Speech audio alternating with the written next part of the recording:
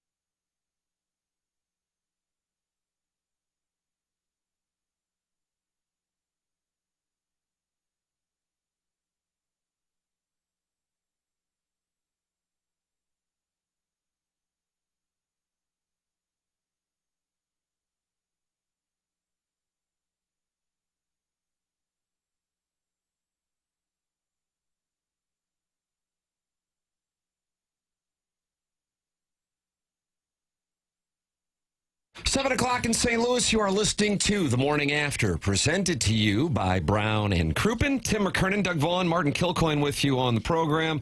Little Jackie Papers is on the ones and twos, and those ones and twos welcome you to participate in the program by calling in the Callier and Thompson phone lines, 314-974-0101, by texting into our Air Comfort Service text inbox, 314-399-9646, and you can watch the program and interact with other TMA listeners at youtube.com/TMASTL.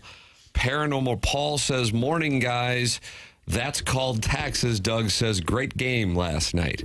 And, Doug, you enjoyed seeing the near no-hitter from Andrew Heaney. I didn't enjoy it, and because of that, I'm not going to be much good to you today. I just don't foresee that happening. When you get curb stomped like that, it's tough just to bounce back, it's nearly impossible for me. So why don't you guys take it, make this show your own, and I'll just sit back and kind of stew. Because of the loss in Pittsburgh. That's right. Have you seen what the Pirates have done in their last 4 games? Nobody's playing better than the Pirates. It's true. Yes! It's finally true. It took 21 years. 41-4 over the last. 9-1, 9-2, 12-1, 7-0. Those are Little League scores. So that's the best team in the Little League. Stomping on the teams with the spastics. So where's the equivalent of the angry Mets fan calling SNY? Where's that in St. Louis? Huh? Were they peppering Matt Pauley last night? And this team's got no balls. Were they calling in? Was Len and Lee calling in screaming last night? We need the equivalent, and we should be equally irate. Len and Lee call in 314-974-0101. The National League Central features all 4 of the teams competing for the division on some semblance of a losing streak. They've all lost their last game. The Pirates, Doug, they've won 4 straight, and they're crawling back into this race at 36-50. They're only 14 back. Yep. So they got a ways to go. But on this current streak, I don't see anyone stopping them. I don't give much hope for the rest of the clubs. Curb stomped? Who are you, Doug? Seth Rollins? That's from GMS Investigative Group. Hold on, are people getting their businesses getting a free commercial now, just signing their name? Not a bad idea, I suppose. Signed emos and all of that, like specific branches. Curb stomped. Yeah, it wasn't much to root for last night. I do have a great debate in my head when, is the game still there? Like, they'll leave a Fetty out. They did it last week against the Cubs, where the game's still hanging in the balance somewhat, and then they make it obvious they're just going to let him eat it. And I'm always wondering, you know what? If I got a guy in the bullpen, young guy, and he goes 4 innings, we didn't kill the bullpen. I can send him down. They send guys down left and right. Yeah. I would be tempted. I know they've got a rotation and a routine they kind of like right now, but wouldn't you be tempted to take the youngest guy in the pen, least valuable, and say you're going 4 innings because Fetty is awful? The whole country watching could say he's awful. When do you just say, well, we don't care about this game? Because obviously they knew it was time to punt. And maybe it had to do with how they were doing against Heaney, and they just said, who cares? They said that in the 5th, I guess. They said, well, we're not going to win this one. It wasn't like he was fooling somebody or like a little bloop hits fell in. I mean, guy after guy stepped up and hit a line drive somewhere, and you just knew it wasn't going to end well, and it didn't. He said it last week. He said, even my outs were hard hit. Back-to-back starts, Tim, 14 runs over his last 8 2/3. So let's see, 14. So that's not good. Yeah, it has been rough. Here's what Ollie Marmol had to say about Eric Fetty's performance following the loss in Pittsburgh last night. Yeah, it was nice for him to get out of that first. Obviously, they opened up with a homer. They string together a couple more hits, and you're hoping it doesn't snowball there. But he's able to get the line drive to the play and then get out of that inning. So that was a plus. Navigates the next couple innings well, but then it happened quick. It was a lot of contact, a lot of it on grass, a lot of hard contact, some soft. But overall, they did a nice job against him. And good approach, and they beat him. There's a solid hit. There's another solid hit. His last game against the Cubs, the first pitch he threw was hit out of the park. Last night it was at least the second pitch. He's progressing. Kind of stink. Well, I think that next outing, I'm going to take the 3rd pitch of the game to be a home run. Doug. Seems to be the trend. Somebody tweeted there's a DFA showdown between Michaelis and Fetty. DFA showdown. They're going head to head. I don't know what's going on. Little Jackie Papers, I know a couple things here in the first week of the month.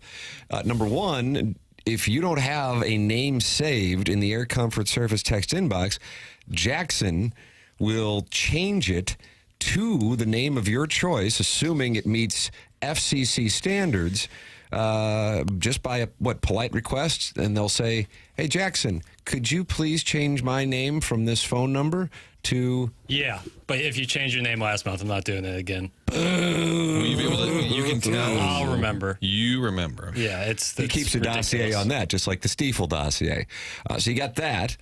For the Design Air Heating and Cooling email of the day, designairservice.com. Doug, that's Seth Goldcamp's company. And I'm a client. Martin's a client. Doug's a client. And it's going to be hotter than the fires of hell this weekend. You go to designairservice.com. designairservice.com and work with Seth. The longest-running sponsor on TMA is Design Air Heating and Cooling with no upselling. Design Air is online at designairservice.com. They've been with us for a decade, and we recommend them wholeheartedly to the audience. Should you run into any air conditioning issues over the next few weeks, that's when you go to designairservice.com, and it's the home of the handsome repairman. That's right. Well, that's what Seth does. Design Air Heating and Cooling, designairservice.com. For the Design Air Heating and Cooling email of the day, we're giving away 2 tickets to Adam Sandler on October 17th. Nice. 101 ESPN is your shot to score 2 tickets to Adam Sandler on Friday, October 17th at Enterprise Center. Win them by emailing in the morning after at InsideSTL.com. Tickets for Adam Sandler are on sale now. Find all the details and a bonus chance to win free tickets to the show right now at 101ESPN.com or on the 101 mobile app. Over the weekend, the gentleman, Martin, who was in second place behind Buck Swope, he was an upstart. Not a guy you expect to see on the leaderboard, but a guy who you could tell has the talent to make himself a force in months to come, emailed me about the nerves that he was going to have for yesterday's email of the day when he had to win to force a one-day playoff against the legend Buck Swope. However, his email did not make it through Chairman Kurt's filter. Oh, no. And I would imagine Marlin's Family Barbecue is none too pleased this morning. Chairman Kurt, would you like to issue a statement to Marlin's Family Barbecue and all of the listeners? No. Yeah, there you go. Okay. I apologize for nothing. That is from Norman Dale, and that was at the Hickory Town Hall meeting in I which think Jimmy so. Chitwood got his job back. Was that 80? I don't know the years. 6? I think 86 is what I'm going to go with. So this email was vile? It's centered around taco pizza and how it affected his stomach. And Okay, blocking. A gas You want him blocked? Blocking. a gas station restroom was involved. Doug, you were a centerpiece of the email. So You did good by blocking him. Thank you. Tim, I do Tim enjoy from that Bottom name. Boy says, dude's livid. Do you like Marlin's Family Barbecue? I like the name. That means they're paying attention. They're kind of cheeky. You got to know the show a little bit for that to work.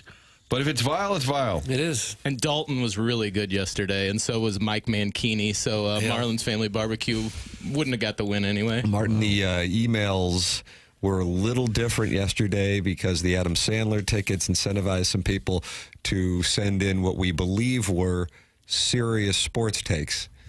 And Mike Mankini was one of the people sending one in about Jordan Walker. He was none too pleased with him, and he nearly pulled the upset. Doug, that's Mike Mankini. Right. By being serious, it had everyone laughing. So you can email in. Maybe you're going to win some Adam Sandler tickets. So we got that going on. So did Buck walk away with the month? He won the month. Again. We So have, the other guy wrote you that he was nervous? Yes. So this is like going to Q school? he wrote in for QFTA.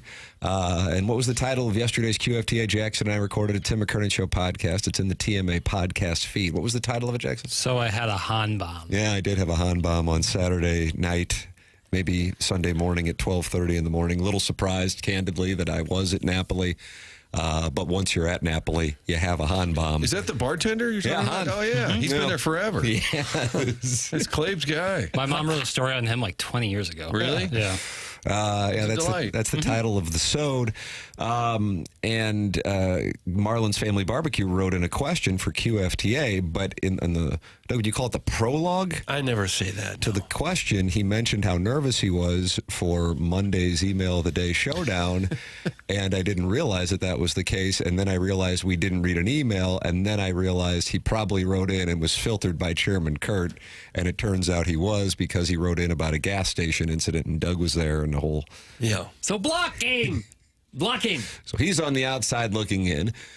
We also had our papal conclave for the TMA Listener of the Month. Jackson, did we reach a quorum? We did. Yeah. Our winner for the month of June, Big Tuft. Big Tuft is that right? has won the TMA Listener of the Month for June 2025. That can never be taken away now. Okay. And I've asked this before, but just to clarify, to be named Listener of the Month, you have to apply for the position, right? Correct. We don't just give it to someone who's contributed a lot and been on the show or something. You It's go to all about TMASTL.com. You can Right. keep your anonymity because Big Tuft isn't his real name. really. And then there's a papal conclave. Little Jackie Paper sends out the ballot, and then the results are what the results are. The white chimney smoke goes up, and people gather around Vatican Square, which is Heine Miney in our particular case, and they cheer when they see that white chimney smoke go up, and they know that Big Tuft is currently reigning supreme. Big Tuft's resume is sort of calling out Jackson for drops. Is that right? Is that? Big Tuft, I think, watches every single second of every single show. Really? Okay. And he's the great-grandson of former President William Howard Tuft? That's correct. Yeah. Who passed away in a bathtub Yeah. It happens. after Big eating a ham sandwich. I don't know about the ham No, sandwich. that was Mama the Cass? singer. Yeah, I was going to say. Big Tuft is the winner, and that means, Doug, he takes home the prize for the month of June. And that prize is in the mail. Jackson has already sent it out. And then, and I don't know what's going on here, I'm looking at the Michelob Ultra YouTube chat, and now people have rankings next to their names. Oh yeah, that must be. We got a top 20? I saw that yesterday during QFTA. It must be a YouTube thing. And what do you know what this means? Jake Reynolds is ranked number 1. John Scores is ranked number 2. That's Called Taxes, Doug, is ranked number 3. I don't know what this means. It says, I guess if you have a crown, it means top fans. So YouTube, I'm reading this on threads.com. YouTube is testing an XP leaderboard for live streamers that recognize users with the most XP experience points and awards them a chat crown. So to get XP experience points, you send chat messages, super chats, or super stickers. The latter two you have to pay for those. But if you're sending chats in there, you're likely going to collect a crown. Doug, when you're in YouTube chats, Gosh.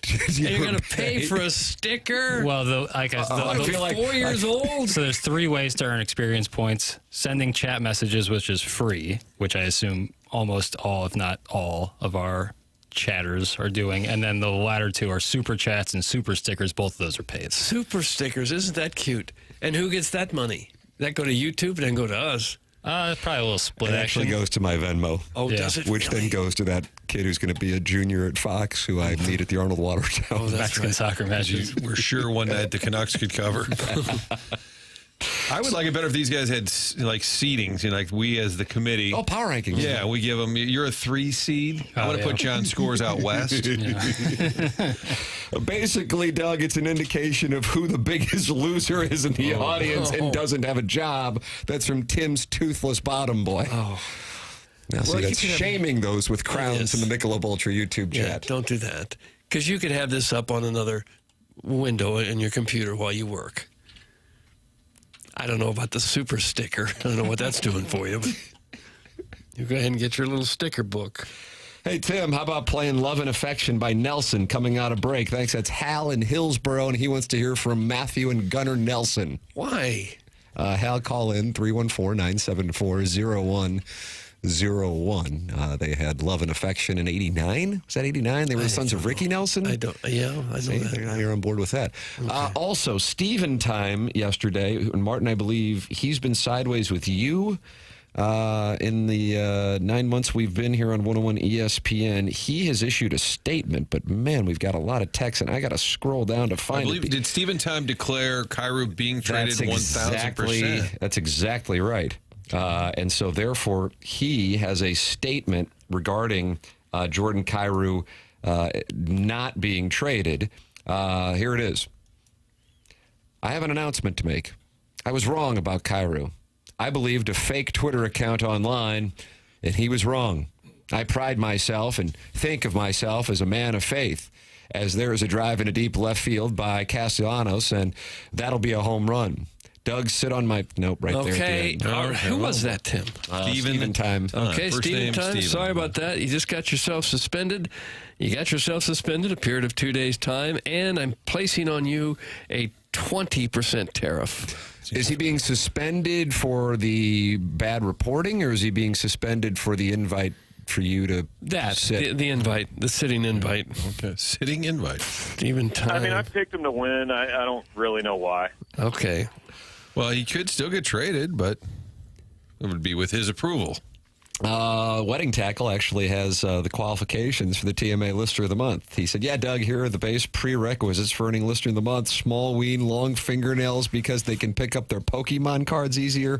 Favorite food is chips and never touched a female. That's from Wedding Tackle. Is that in the guidelines on TMASTL? Well, those are the parameters.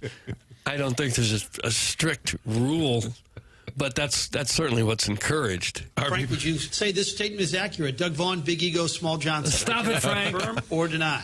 Are the long fingernails really necessary for the Pokemon audience? It's like Howard Hughes at the end of The Aviator. Think about it. So Jordan Kyrou did not go. Stephen Time was tricked by a fake Twitter account. He's issued his apology and an invite to Doug. Jordan Kyrou, I don't know how closely the rest of the dais was monitoring this last night, but I'm telling you, in Montreal, they were convinced he was on his way to Quebec. That was going on last night, hell, like at 8, 9 o'clock. And at least to date has not materialized. Yeah. But now Kyrou's no trade clause has kicked in, so he can say, no, thank you, I am not going. Same with Robert Thomas, although I don't think there's any talk of him going anywhere. I mean, it's still, if you got a trade done at any point over the next 5 years, you could get a player and say, yeah, I'll go there. Mm-hmm. So it's still possible, but much more unlikely. I would love to know, and maybe Army at some point would admit how much of a discussion it was, but it doesn't matter. He's here, Doug. We're going to go with the ones we brung to the dance. Dance with the one who brung you. Like a Bum Phillips-ism? Yeah. Okay. I imagine other teams try to get him for a bargain, and why would the Blues do that? Yeah. You'd have to cough up a lot to get it. Maybe they didn't offer a hockey trade. They just said, we'll give you a prospect. We'll give you a pick. And Army said, I want a hockey trade. Right. Forget that noise. Marner's getting 12 milli AAV. Kyrou, he's going to Vegas for the record. Kyrou scored more goals last season than Marner has ever scored in a single season. Plus, he had a better plus-minus last season. If Kyrou keeps that up, his contract will look like a bargain in a couple of years. It's from Doug's Prismal. Well, that's true. Yeah, and he does appear to be getting significantly better with each year. And he's right in his prime right now. He could be one of the top goal scorers in the league here this next year, the year after. You don't want to get rid of him unless you get a sizable return. Did you see the Petro statement? Alec Petrangelo had taken the year off. And when you read what he said, he obviously has a serious hip injury. But Petro's statement said, after exploring options with doctors as well as my family, it's been advised to remove the intensity of hockey to see if my body can improve so that I can return to a normal quality of life. Not that I can become a highly productive defenseman in the NHL. Quality of life. It sounds awful, doesn't it? Yeah. Like injury-wise. Isn't that where Torrey Krug is also with his injury? Yeah, and Army says he's never playing again. No. So Petro didn't officially, and I call him Petro because we're very tight. I understand that. Alex Petrangelo didn't retire, but he's taking time away. It certainly sounds like he is done. Yeah. He's 35. He's made all the money you could possibly spend. He's got a house full of kids. Got a couple chalices. Yeah. I don't know why you would continue to risk it. I know it's been his life, and it's easy for me to say you ought to just retire, and it's hard to do it when you're the guy, but it'd probably be for the best if he did, I would think. I mean, I don't know if I've seen a statement like that where it's like normal quality of life. Mm-hmm. Forget hockey. I read the statement from Vegas regarding his situation, and they said they were hoping over the Four Nations break that he would be able to heal up. It didn't work out that way. The treatment that he had to get in order to just be able to play was not something that was sustainable. They were doing intense treatment to get him to be able to play, and it's just not something that is sustainable. So based on that statement, it looks like the career of the first St. Louis Blue to ever touch the Stanley Cup wearing the Blues sweater may be over. He's dealing with hips that would require bilateral femur reconstruction. God, dang, it doesn't sound like something that leads to playing hockey again. Well, you can imagine all those years of being the defenseman, trying to dig a puck out of the corner, getting checked into the glass and falling down in front of slap shots. It's a wonder anyone can play that long into your career. Meanwhile, Tarasenko headed to Minnesota. Mm-hmm. The guy played a decade in St. Louis, and now he's been... Okay, we got to think about this because he was in Ottawa, he was in Detroit, he was on Florida, he almost went to Carolina. He went to the Rangers first. That's right. So That's with Nico Mikkola. Rangers. No, he's talking about Panthers. No, I know, but I think he went there. Oh. Isn't that crazy? I mean, he was just a Blue for 10 years, and now he's been on another 5 teams. Yeah, you can make the analogy to a guy who was in a long-term relationship, and then he gets divorced, and now he's bouncing around Clayton, and then hang out with other divorcees. That's where you go with Clayton? Now it depends on what your, demo is, target demo. Okay. And when, of course, this show's main tenet is to not kink shame. So, whether you want to go to Clayton or Cottleville, we're fully supportive. Where that tushy boot. That's what you say upon your divorce. On your way out of the clubhouse, you say, where'd that tushy boot? There's a divorce clubhouse. Sports guys love the analogy with dating. When the Rams were going to potentially go to L.A., well, it's the pretty girl, and you're the old girlfriend, and they're interested in, and it's a better scene to date. And you're like, wait a minute, it's a football team. But we always made it about the girlfriend. Petro should become a country singer? That's from the 618. Does he have interest in country music, or is that an Adam Wainwright? Yeah, they seem kind of like the same guy. 2 different sports, same guy. Doesn't it, in a way? They seem kind of similar. I don't see Alex Petrangelo singing. You don't see him getting up on stage and see him singing. Has he ever been on the dais at the 2 Fox Sports final? No. He got a good edge to him, which served him well, I think. My neck was hurting. So I said, I think I'm going to go sing somewhere. Doug, it's often prescribed. When your neck is hurting, you go sing. Sharon in Clayton is not happy this morning, even though I believe she woke up in Sanibel. Morning, boys. Was hoping to wake up to some Blues news. Bummer. Maybe something will happen today. Happy Wednesday. That's Sharon in Clayton. Unfortunately, of course, it's Tuesday. Yeah, you would think if they were going to do something, they'd have done it yesterday, but who knows? Well, Strick's going to be here. Andy Strickland at 9 o'clock. We'll get his intel behind the scenes. Was it in play with Cairo? He never thought it was in play, right? Right, he did not. Even though Stephen Tom was reporting opposite of what Strickland was reporting, he still, in spite of that, Tim, he stood firm with his reporting. And Stephen Tom has since been suspended and is now paying a 20% tariff. Any more take that he gives us is it's up against a 20% tariff, so it'll cost him a little bit more. VGK has Bobby Bacala take a hammer to Petro's hips so they can sign a player for $12 million. That's from Philip Seymour Dorfman. It is amazing, but if you're a regular viewer of what the Vegas Golden Knights have done, there's initially skepticism because they enjoy the LTIR. And so, okay, we can bring Marner in, and now we can have the Petro situation. That's been one of their little tricks. There is a new rule kicking in to attempt to eliminate that song and dance, but I don't believe it will start until 2026. There were certain games they wouldn't suit up a full roster because it was a way to manipulate money. Yeah. Holy hell, I genuinely thought it was Wednesday. My bad. Wow, that's from Sharon and Clayton coming to terms with the fact that it's Tuesday and Jordan Kyrou is still with the Blues. Well, when you travel all the time, sometimes you lose track of what day it is. Doug, I fear that's going to lead to a lot of box wine references. And Nicki Minaj Mixed Fusion Moscato. Yeah, or if you like, that's Denny from Friendlies, Martin, and he was advocating for Nicki Minaj's Mixed Fusion Moscato. Doug, is that one of your favorite drinks when you're out? I've never had it. I wouldn't know it if I saw it. A Foot Fetish Friday. What exactly is a mixed fusion Moscato? Jackson? What's a Moscato? Well, Moscato would be sweet white wine. Yeah. Well, rosé would be red and white mixed. Like a sweeter, bubbly kind of wine. That's a Moscato. Well, the Moscato is a sweet white wine. Right. So the Nicki Minaj fusion maybe becomes a few Maybe it becomes a rosé. Yeah.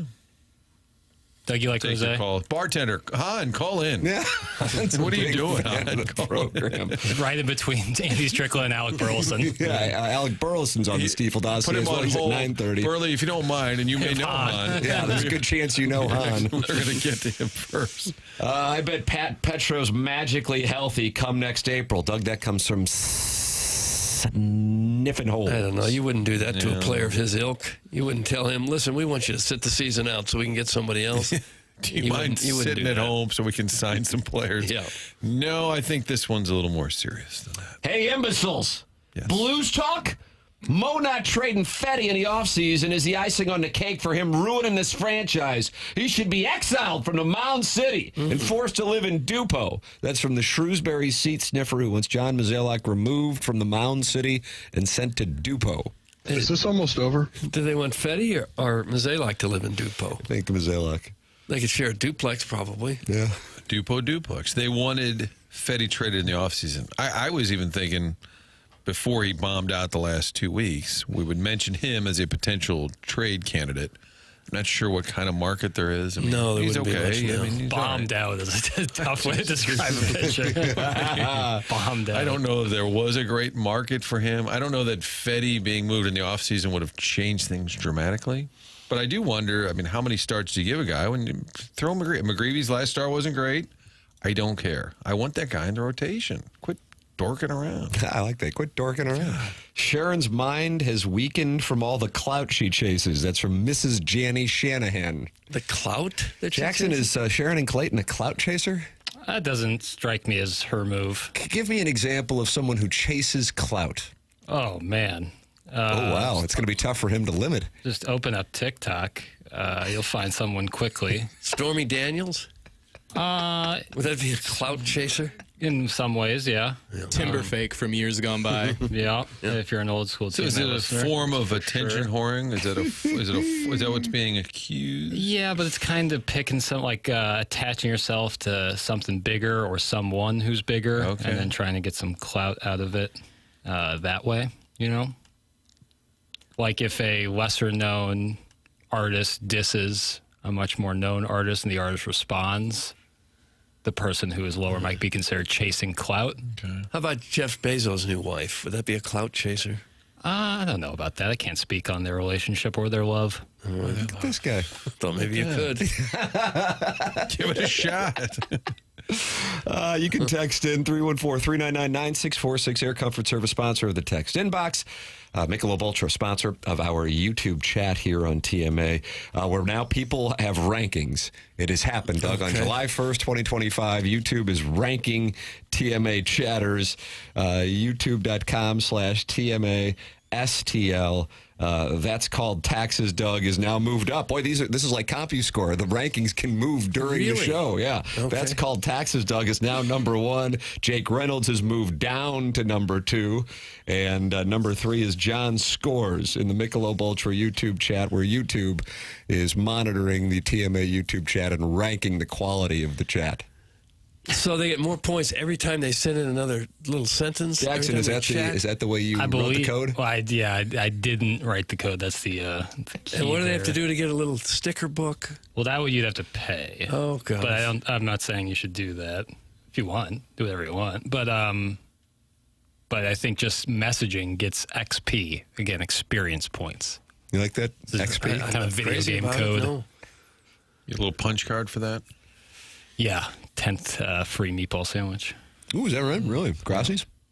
Ideally. Are you wearing a Mike Jordan Birmingham? What do you got going on there, Papis? T-shirt. Just noticed Jordan Barron's T-shirt. Playing a little minor league ball. Yep. Wearing the 4-5? Probably the strangest move of any star athlete in the past 30 years. While they're playing. Maybe ever. While they're playing. That's the key. Because post-career, things can get wild. Right. Yeah, OJ took a turn. I was going to say OJ, sure. yeah, amongst But others. this is But a sports move. like to be at your peak, probably the best athlete in the world, and say, I'm going to switch sports completely is insanity. It only makes sense if perhaps he was suspended by the NBA. Yeah, that's a great conspiracy. The conspiracies on that are interesting, and then you think about it hard, and you're like, well, that would make some sense if you put these together. But truly astonishing. St. Louis's own Brian Bollringer, who pitched in the big leagues, was teammates with Jordan in Birmingham, and he tells the story. He was out before a game just messing around, and Bo is from Jefferson County. He said, I got a potato gun, and I'm shooting off potatoes. And he said Michael Jordan was fascinated by it and wanted his own. And I'm like, so you were really giving St. Louis a great name. So Michael Jordan's like, where are you from, Bo? Oh, St. Louis. What's that? A potato gun? Shooting off potatoes. Just on the field he was? Yeah, just jacking around. Trying to shoot the potato over the outfield I wall? think, yeah, just 3 hours before a game in Birmingham. Why not? I'm like, I'm sure that Michael Jordan has a great vision of St. Louis. How much would it hurt to get hit by a potato coming out of one of those that's bazookas? crowdsourcing. But I'm sure somebody listening has. It probably really hurt. Could it kill a gentleman? Probably. If it was like a weapons grade potato launcher. Weapons grade spud. And it hits you like in the windpipe, that would probably collapse it real nicely. Windpipe will get you. So many different ways to participate in the program. Call in, text in, Michelob Ultra YouTube chat, Design Air Heating and Cooling email of the day. The prize today is significant. 2 tickets to see Adam Sandler, and it's on a Friday night. That's glorious. October 17th at Enterprise Center. You can win free tickets to the show by emailing in and winning the Design Air Heating and Cooling email of the day, coming your way at 10:45 on the Stiefel dossier.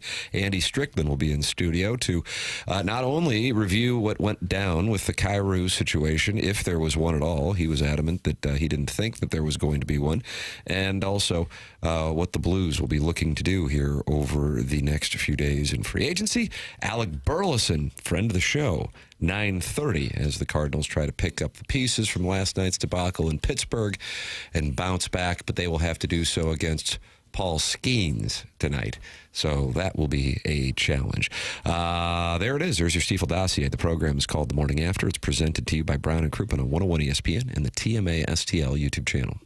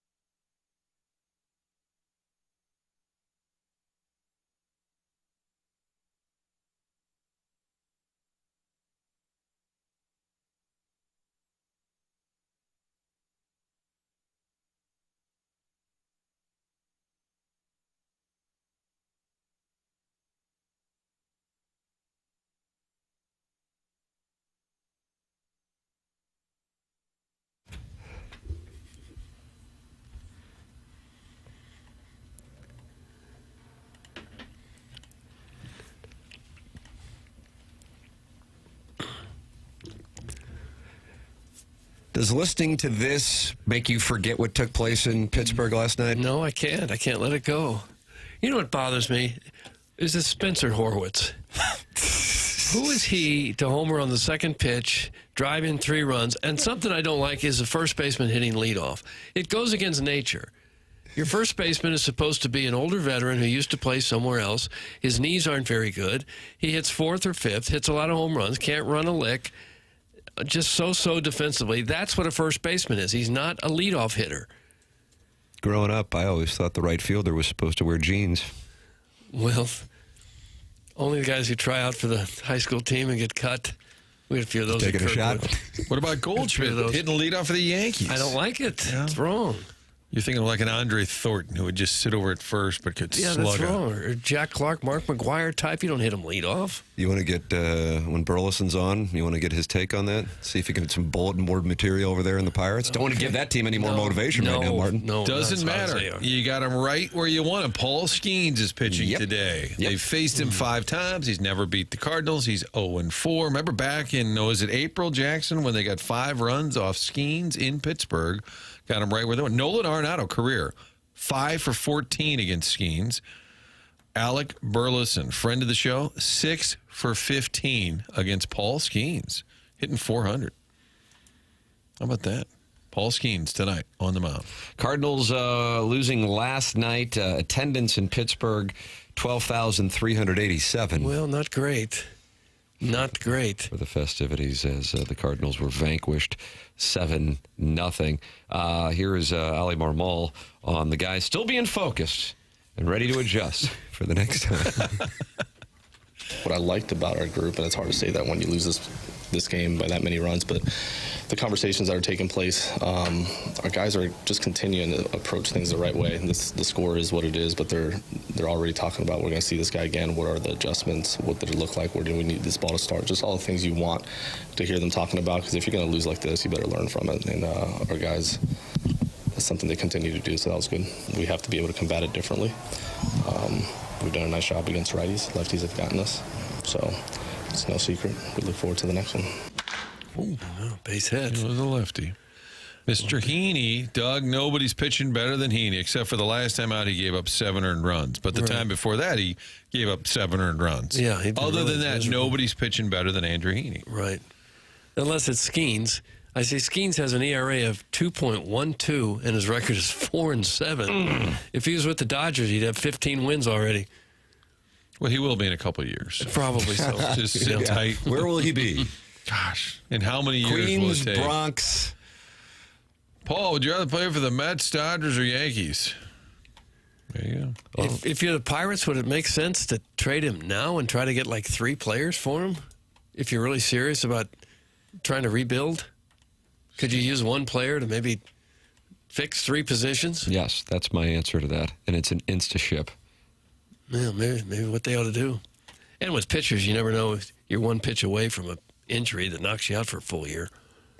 They should load up. Then they'd have a lot of young talent that they could develop and then later trade. And then trade them. As soon as they get good, they're in a can't cycle afford them there. either. Brad Thompson said it. I was thinking it. Is it always raining in Pittsburgh? Every time the Cardinals, I feel like we have a rain delay. That one was about an hour delay. Just look kind of miserable. I like the town. It is a nicer town than you think it's going to be when you get there. The cleaner, nicer. The downtown's nice. The game got a little boring. Brad Thompson told a story how he's walking across that bridge and a guy playing the sax was hitting him up for money. But he said he didn't have any cash on him. Yeah. And he goes, it felt like he was being asked to pay a toll just across the bridge with the guy playing the sax. These do have to be tough time for beggars because a lot of people don't have cash in their pockets anymore. I mean, you can't Venmo them cash, can you? I was at the Kings Highway exit. I was going to the hospital. Somebody was in the hospital. I'm going that exit there. There's a lot of foot traffic. Kings Highway right by the U-High, turning left. And the guys asked, I said, I don't have any. He said, I've got Square. He had actually one of those little. Oh, wow. He had one That's of advanced. those things. I said, I'm good. Yeah, and then when they produce that, you say you're not so poor. Right. Or at least not able to work. So you hold up a sign. You let the world know you're down and out, whatever your story is, it's usually on a piece of like cardboard from a box. Yeah. And then at the bottom, you give your Venmo address. And it's hard to know the scammers from the people that are really desperately in need. But there are places to go if you're desperately in need. That's what they always say. Yeah. Don't fall prey. Send them down to St. Patrick's Center or wherever. You're welcome to get involved on the program. 314-399-9646, Air Comfort Service. Text line. Call in. Collier and Thompson phone lines, 314-974-0101. And the YouTube chat is active with 182 friends gathered, including That's Called Taxes, Doug, who is ranked number 1 by YouTube and has the number 1 crown. And that's a purple crown that he wears. He's in there talking to John Scores and Doug's butt hamster. So they're in there, and they're just having a nice little conversation, including Big Blonde Dan, who says Sharon may not be a clout chaser, but she is thirsty. So they're discussing Sharon and Clayton and Nicola Bolger. Thirsty. YouTube chat. That's what's going on in there. We're talking about how Skeens will wind up with the Dodgers, Mets, or Yankees. Rob Manfred's situation, which we discussed yesterday after Evan Drelich's article in The Athletic on the already war of words going on and intensifying between Tony Clark and Rob Manfred. This is what Foul Territory podcast had to say regarding the historical context for Manfred's negotiations over the years and the potential work stoppage that could be heading baseball's way in the near future. If you're truly trying to create a relationship that is what he says, hey, trust me, you can't start off a relationship built on trust with a dude that's like, actually, I've been swindling you since, what did he say, 2002? The first time he was part of a negotiation? That's who you want to trust? He basically laid out his plan for how he's trying to take players down. He laid out his plan for everyone that he had been talking to players over a 3-year span, and each year he gets a little bit more aggressive and tries to tell them how they have significantly lowered the percentage of how much money they make, how much they share in profit with Major League Baseball revenue, 47% on players. It used to be 63%, the first deal when Manfred was chief negotiator in 2002. So after punching them all the way down to 47%, his, hey, let's be friends tour is, listen to me on everything, and I will lead you to more money. Nice knock. Okay. I would think that Foul Territory is a player-friendly outlet, but it is true if you're going to spell out the math and their revenues are going down, it's hard to believe that's the guy who's going to lead. He's not very likable, Manfred, and I think the players have a genuine distrust. Can we get a proxy, somebody in there to get this done? Can we get somebody in the middle? How about Adam Wainwright to kind of fix the work stoppage? Just give you a year, get both sides together, maybe some barbecue and some country music, Doug. Get them together. But I don't think Manfred is the best front man for the argument. Eric in the Central West End says they don't have credibility because Kratz and Przinski look so stupid with their backwards baseball hats during that podcast. Yeah. Jackson's applauding the take from Eric in the Central West End. It would all be fine if they were snapbacks, but the backwards new era fitted Major League Baseball cap is not good. You look like Turtle from 2004's Entourage. Oh, really? Doug, was that Jerry Ferrara? I don't know. I didn't see the picture. I didn't see the program. Like. Yeah. So, not great. Yeah, Kratz and Przinski both wear that. But they're catchers, so that's how catchers they usually go backwards hat. Right. And Dan Quinn must have been a catcher at some point. Is that what you're telling me? Oh, yeah. If you're going to wear your hat backwards, you need a snapback. Otherwise, it looks goofy, in my opinion. Yeah. Okay. So that whole discussion doesn't mean anything because their hats are on backward. Well, that might be a touch far. I like Foul Territory. I think they do a good job. But, yeah, let's get those hats forwards, fellas. Okay. Well, the players are probably always going to come out against the commissioner when you're getting ready to have negotiations about a new collective bargaining agreement. Right. They brought us some good points. Jackson, you're getting support for the said take. Tim's Toothless Bottom Boy says correct, snapbacks worn backwards only. Yeah. Yeah, that's... Why is that a good look with the snapback? It allows an opening. Here, for what? Why Jackson, do you need an opening? Look at that. So that's it. Oh, so the little plastic... Yeah. So, and then if you look over at Chairman, you can see over there, yeah, he looks like he's about to...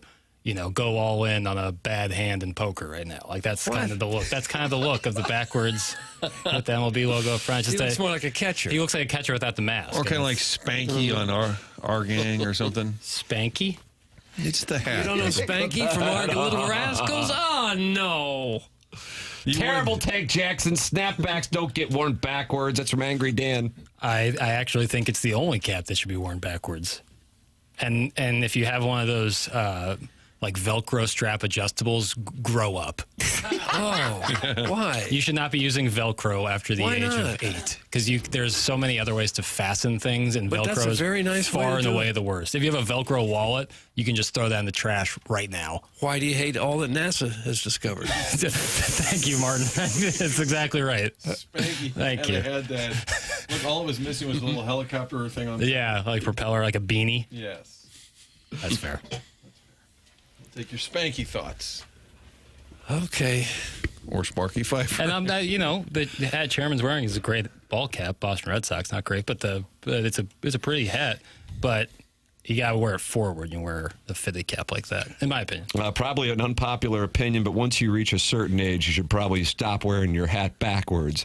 That's from the 703, and I think that was Eric in the Central West End's point that he can't comprehend the Major League Baseball labor negotiation conversation between A.J. Przinsky and Eric Kratz because they're wearing their hats backward, and they're both gentlemen, Doug, do we say of a certain age? Right. So if Tony Clark had a press conference today, but he had a toothpick hanging out, you just couldn't. I like that one. Like Joe Pesci is Nicky Santoro in Casino. Baker, Washington. Like it's halfway in your mouth. I like that look. But it would take away from whatever he Not presented. for me. Okay. I think That's not a real professional look.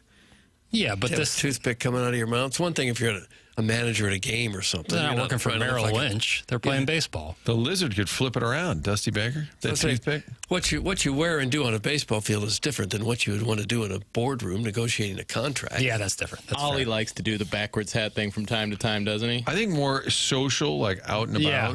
Sometimes with the wind, you kind of have to go backwards. Otherwise, your hat will fly off. Mine will, at least. Do you have to wear a hat?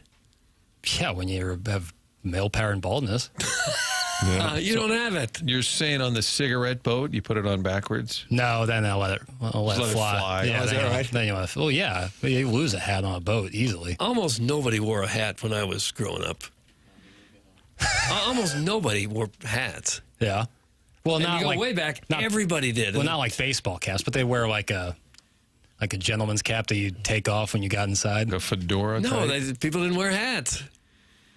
Kojak did, didn't he? Well, for a TV show, maybe somebody So you're did. talking about like in the 70s, people weren't wearing hats? No. Like Okay. ball caps. Yeah, that's It was long hair was the thing back then. right.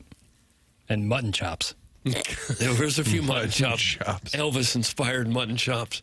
Trying to think of pop culture in the 70s. I think Dazed and Confused. That's like my reference point, even though I know it was made in the 90s. Jeremy London. Jason London, Jeremy's brother. I think we had this discussion last week. Yeah. I watched it again recently. I watched it on the plane back from Boston. It's a great plane movie. It's a great plane movie, Tim. like that. Favorite plane movie? You don't want too much action because you're on a small computer. You don't want too much dialogue because you're using your headphones. There's a happy medium. Oh. Wes Anderson usually makes a good plane movie. Oh, for There it heaven's is. Wes sakes. Anderson. That's going to Heaven's activate sakes. Mr. Licks, who will text in at 314-399-9646. Air Comfort Service, sponsor of the text inbox. And, of course, now we have rankings for the best chatters in the Michelob Ultra YouTube chat, courtesy of YouTube. So I guess if you watch other podcasts, they've got the chat rankings, too. Jackson, that was a new thing for the beginning. Doug, do you like this of Q3? I don't care for Yeah, it. I think YouTube just started rolling that out like in the last month and now fully rolled it out now in July. Yeah, Jake Reynolds started the day as the number one chatter, but he's down to number 2. I don't know what he did wrong. Poor guy. He took a second away from the keyboard. It's like the Kentucky Derby. Lost his Someone's ranking. coming up from behind. I tell you, though, the AI or just the collecting of information immediately is happening. So those rankings probably can be updated instantaneously. Driving the car this weekend, did that Waze where it gives you directions. And I'm telling you, they're getting closer and closer to knowing your every move. Like, I said turn right. And you're like, hold on, I'm getting over. Like, they're barking at you the whole time. They can tell you're not in the left lane. I said get in the middle lane. They're yelling at you because they can see everything you're doing. Yeah. That GPS really is amazing to me. The navigation, the turns, and everything. It's real, no matter where you are, too. It's not always 100% accurate, but usually it is. It doesn't quite account for bad neighborhoods. Yeah. Turn left up here. Whoa, oh boy. You sure about that? I said turn left. Well, I wonder if there'll be a time, all these AI songs that we hear on this show, I wonder if there'll be a time when that's predominantly the music that we hear. It's just stuff that a computer has designed that might be faster and easier and even more clever than what the human brain can do. What about a concert? You just go and watch it, put a computer up on the stage? Yeah. Hit play. Might be a thing of the past. The Velcro wallet, also known as the Lime 401k, is the primary wealth-building instrument of the Power Hoosier. Hold on a second. 401k is? A Velcro wallet. It's called a Lime 401k? I'd never heard that. I wasn't all that familiar. I'm about to get paid in the Escalade. I wasn't all that familiar with the Velcro wallet in general, but that's a 401k? Like if you hit the ball down the left field line and Heine-Miney? I had no idea. No, I don't, I feel like the kid has the Velcro wallet. Dad has the chain on the wallet. Oh, nice. Nobody can take Also that. another great look. That's rough, too. Chain on the wallet. So What's if you a saw a chain guy with a ball cap like the chairman's, backwards with a chain wallet, you wouldn't hold him in high regard. Probably not. What if he was ranked like number 2 in the YouTube chat? Yeah, that would be the What percentage does that guy also have a potato gun? Yeah, right. Probably 2. What's a chain to? Like your pocket? Like what's the wallet chain? Like what's the purpose? There has to be a purpose. I think it's a belt loop. Yeah. It's just so nobody can snag Okay, the gotcha. wallet. So it like tethers the wallet to you? Yeah, Okay. and you don't lose it, I guess. It's kind of a look. Like let's this weekend, you and I, let's road trip down Route 3 deep into Illinois. We probably pull off at a stop.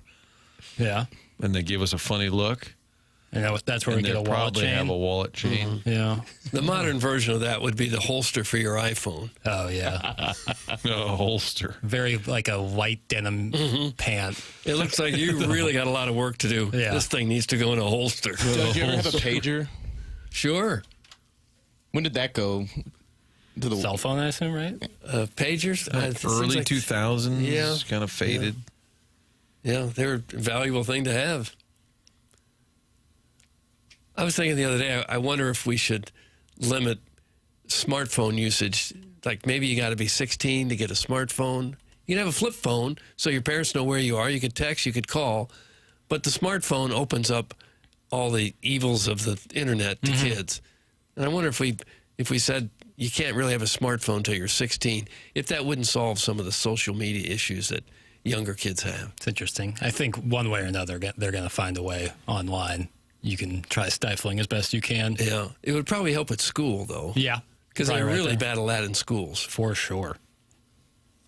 Let's take more things away from youngsters. Yeah, that's your platform. Yeah. What else would you like taken away from youngsters? You can text that in, you can call it in, you can email it in, and win the Design Air Heating and Cooling email of the day, which is 2 Adam Sandler tickets today. That's going up at 10:45. Andy Strickland in studio at 9 o'clock. Alec Burleson with us on the Callier and Thompson phone lines at 9:30. That is all coming your way here on TMA. James Carlton of the Carlton State Farm Insurance Agency in studio yesterday.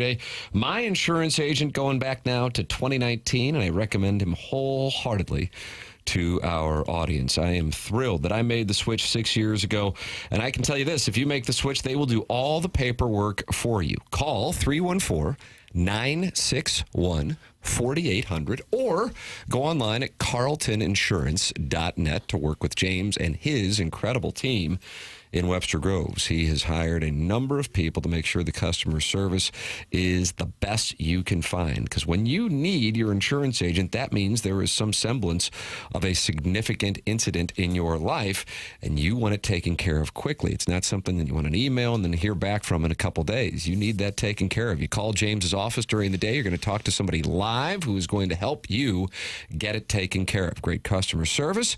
And ask yourself this, has your insurance gone up in the last year? Give James a chance to save you money. 314-961-4800 or go online at carltoninsurance.net. Tim McKernan, Doug Vaughn, Martin Kilcoyne, Jackson Burkett with you on the program. This is TMA. It's presented by Brown and Crouppen on 101 ESPN.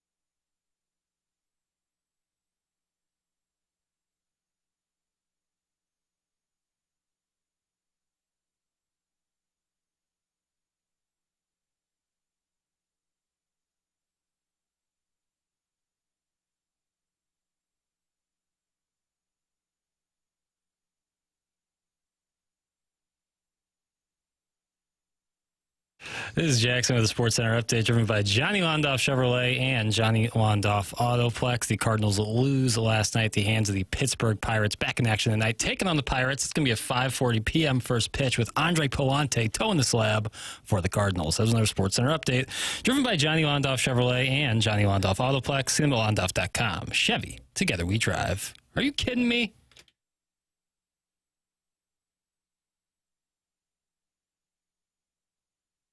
Welcome back to CMA 101 ESPN. Tim McKernan, Doug Vaughn, Martin Kilcoyne, Jackson Burkett is on the ones and twos. And Doug, look in studio here as we begin the Fisher Window and Door Story 8 o'clock hour.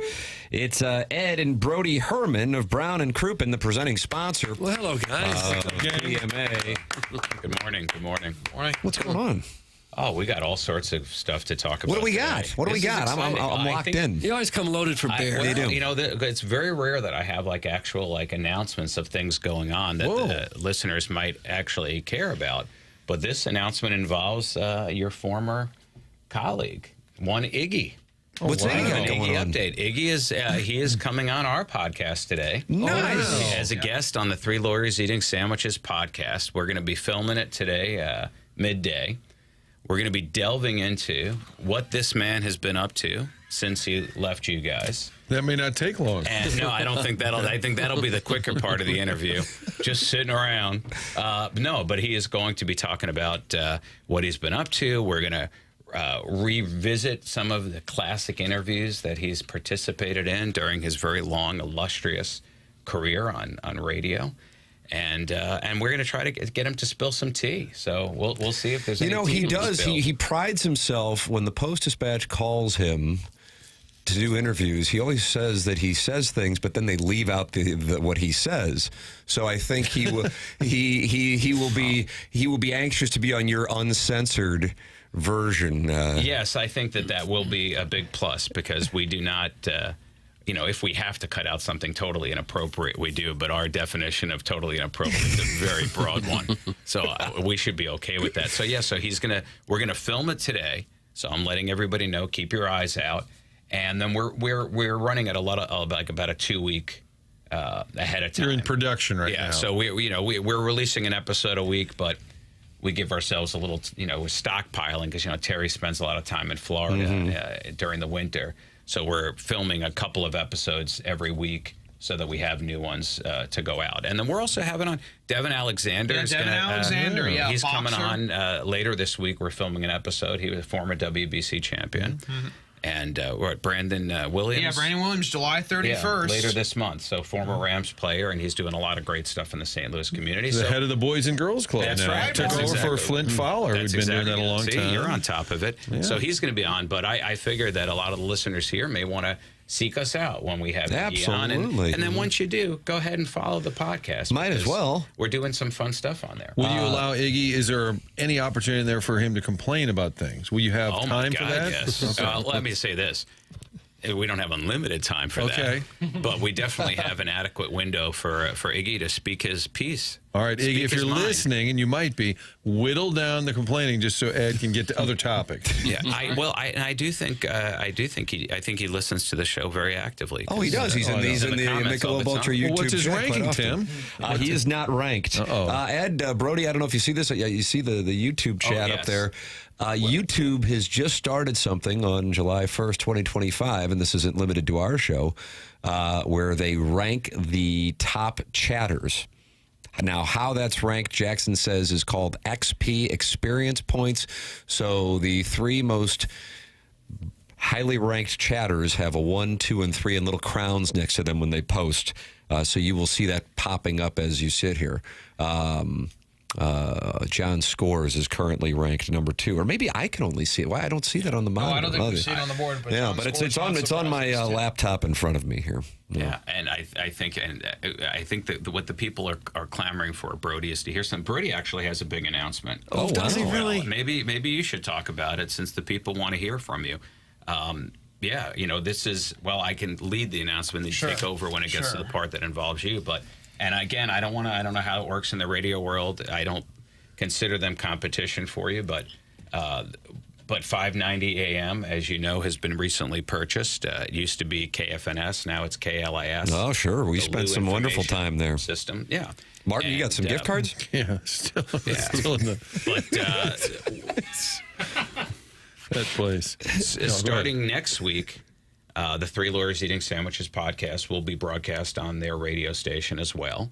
And on top of that, there'll be another program, and I don't have the date and time yet, but it'll be a weekly program starring our very own Brody Herman. He has an expertise that he's not really talked about here, but I'm going to turn it to him, and he'll let you know what the show is and who's likely going to be on it and what people can expect. Yeah.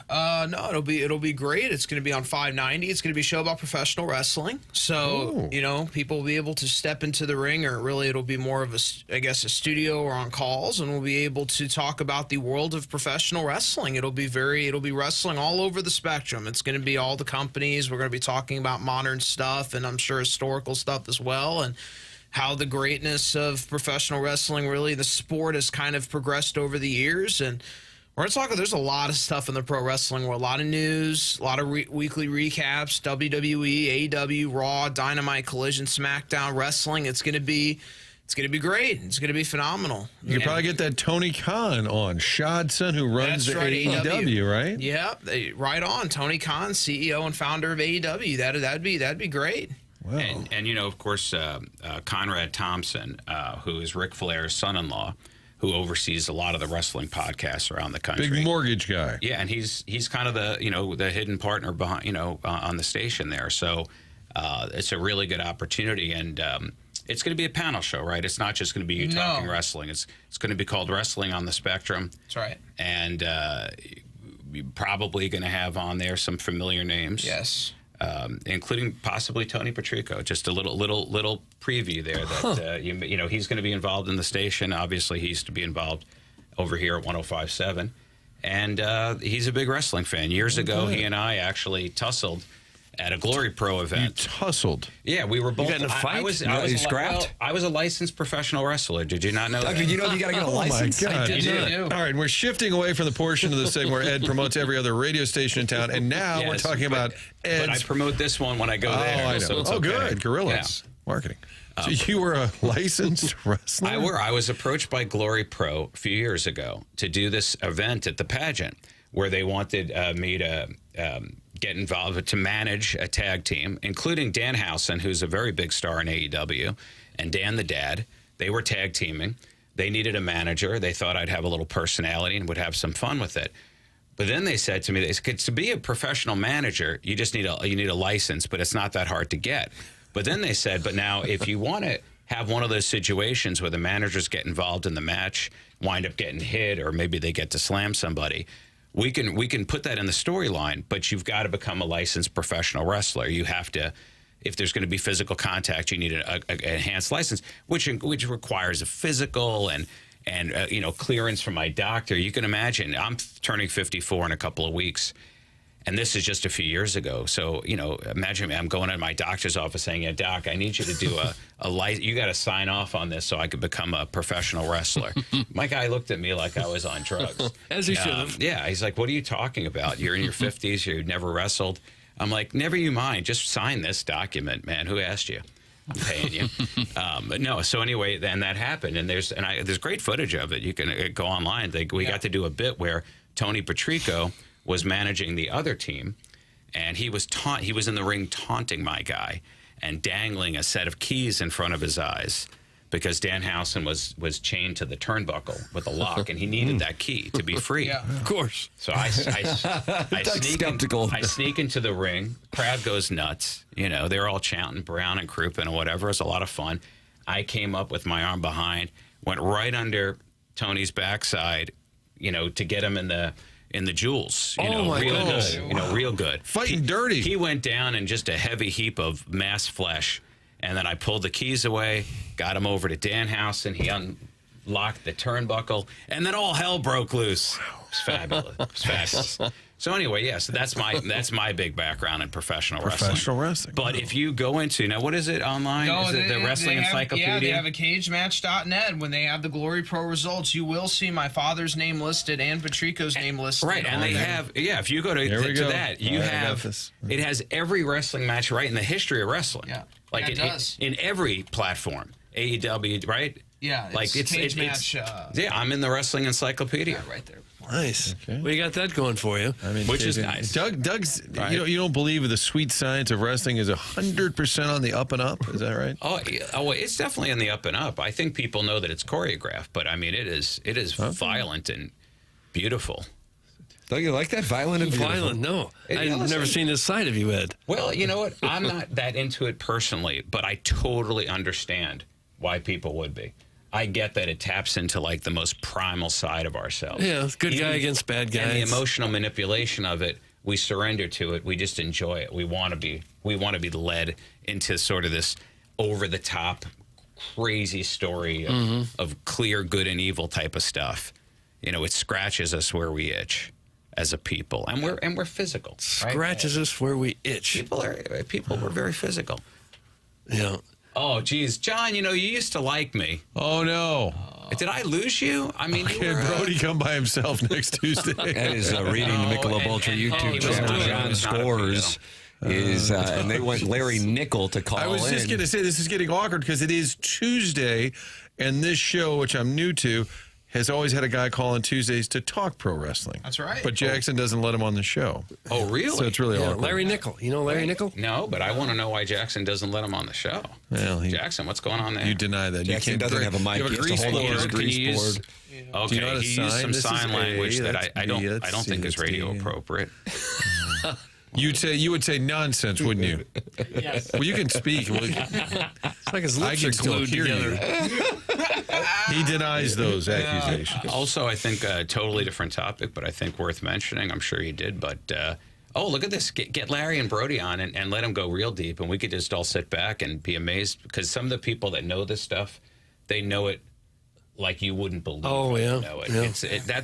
That's part of the wrestling on the spectrum idea, is that there's a community out there that follows this stuff so obsessively that they really nerd out on it, and nobody more so than Brody. I'm amazed by what he knows. But how about this fact? If the year ended today, the Cardinals would be in the playoffs. Have you talked about that fact? They're in exclusively. They're not tied right now for a wild card. They'd Really? be in. You think they can keep that up? I do. I mean, listen, I think at this point, you'd be on the negative side to say that they can't, and we're in the second half of the season now. Yeah. I mean, you can't call it a fluke anymore. Full game ahead of the Padres. Yeah, and it's unfortunate that they're playing the Pirates at a time right now where the Pirates are on just an insane offensive clip. They're putting up, the fact that they put up 7 yesterday, that was kind of a light day for them recently. How long till Paul Skeens is a member of your Yankees? Another year? 2 years? More likely a Dodger. Or a Dodger. Okay, Dodger. That's the thing is you used to be able to say that. You used to feel like it was inevitable that a big star would wind up in pinstripes, but I do think nowadays when there's a big star, the first conversation from is the area of LA. The Dodgers. Yeah, the LA area, that's going to lead them more to be a Dodger. I don't think it's just been their success. I think it's the Asian ball players because it's so much more convenient playing on the West Coast. And so many of the big stars that have come over, from Ohtani to Yamamoto and everybody else. So, it's really bolstered them. Who have the Yankees chased? Soto being the obvious, but who in recent years have they been snubbed, do you think? I sometimes think that the Yankees don't go after somebody because they already know they're not going to get him, and they don't want to look like they can't still get the guy. Because, they didn't go after Ohtani. Don't tell me they wouldn't have wanted Ohtani. Who wouldn't have wanted Ohtani? But they didn't even make an effort. And we know it's not because they couldn't afford him. I think they knew there's not a chance we're going to get him, and we don't want to look bad. Because they got Stanton, they got Cole. Stanton was a trade. Now, Cole, they could get. He had to want to go there was part of it, right? Because he didn't want to come to St. Louis. Wow. I'm just saying, as far as players wanting to be a Yankee. Yeah. I imagine that most of them do, but then there's a percentage that absolutely do not. Like Ken Griffey Jr., he had very personal reasons for it. but he always swore up and down he'd never play for the Yankees. Greg Maddux, who's my favorite all-time ball player, and he wouldn't pitch for the Yankees. They wanted him when he got his free agent deal with the Braves. The Yankees actually offered Maddux more money than the Braves did. Now, at the time, I think it was Maddux was old school baseball, and he still wanted a bat and do the whole National League strategy. But even so, he made it clear he didn't want to pitch for the Yankees. So they said the other night when Sonny Gray had his big game, what a game that was. They said, he threw a Maddux. And what exactly is a Maddux? Anytime you throw a complete game with less than 100 pitches, it's a Maddux. Oh, okay. That's an active stat, and we actually almost saw one. We were out in Kansas City last week at the Rays Royals game, and Shane Baz for the Rays. He pitched a stellar game. He was, and looked like he was going to pitch a Maddux, and then they didn't let him pitch the ninth inning, and the chances of him getting it were very low at that point. But I mean, that Sonny Gray game might have been, statistically, it might have been the greatest one-hitter thrown. I mean, otherwise, it's a perfect game. Yeah. I mean, it's a one-hitter. Nobody else gets on base. He strikes out double digits. He pitches the whole thing with under 100 pitches. I mean, what an absolutely incredible game. Yeah. Was Michael Walker's start where he gave up a hit? Was it the first in the ninth hitter? inning? Was that Ryan Zimmerman? Or was it? It was a ninth inning. But didn't he have another one where he gave up a hit like the first hitter? No, that's Shelby Miller did that. Okay. Gave up a hit and then retired the next 27. Yes, that's what it was. That's a Shelby. Yeah. That's Well, called a and Shelby. Walker, he was an out away from a perfect game or a no hitter. He was at that game. Well, I was the watching on Nationals. TV. Attitude. It was a little bouncer And up it the was middle. a little infield deal. Man, that was crushing. And as a dad, I just wanted, even though he was so young, I just wanted him to see that so badly. But that's life. Sometimes you get it. Sometimes you just get near it. All right. Ed Herman, Brody in on Tuesdays here on TMA. Always good to talk it over with you guys. The presenting sponsor of TMA is Brown and Crouppen, online at brownandcrouppen.com. 314-222-2222, 314-222-2222. And you'll be able to catch longtime TMA listeners and fans of Ken Iggy Strode. Doug and I shared a table with Iggy at the Plowboys wedding last Saturday.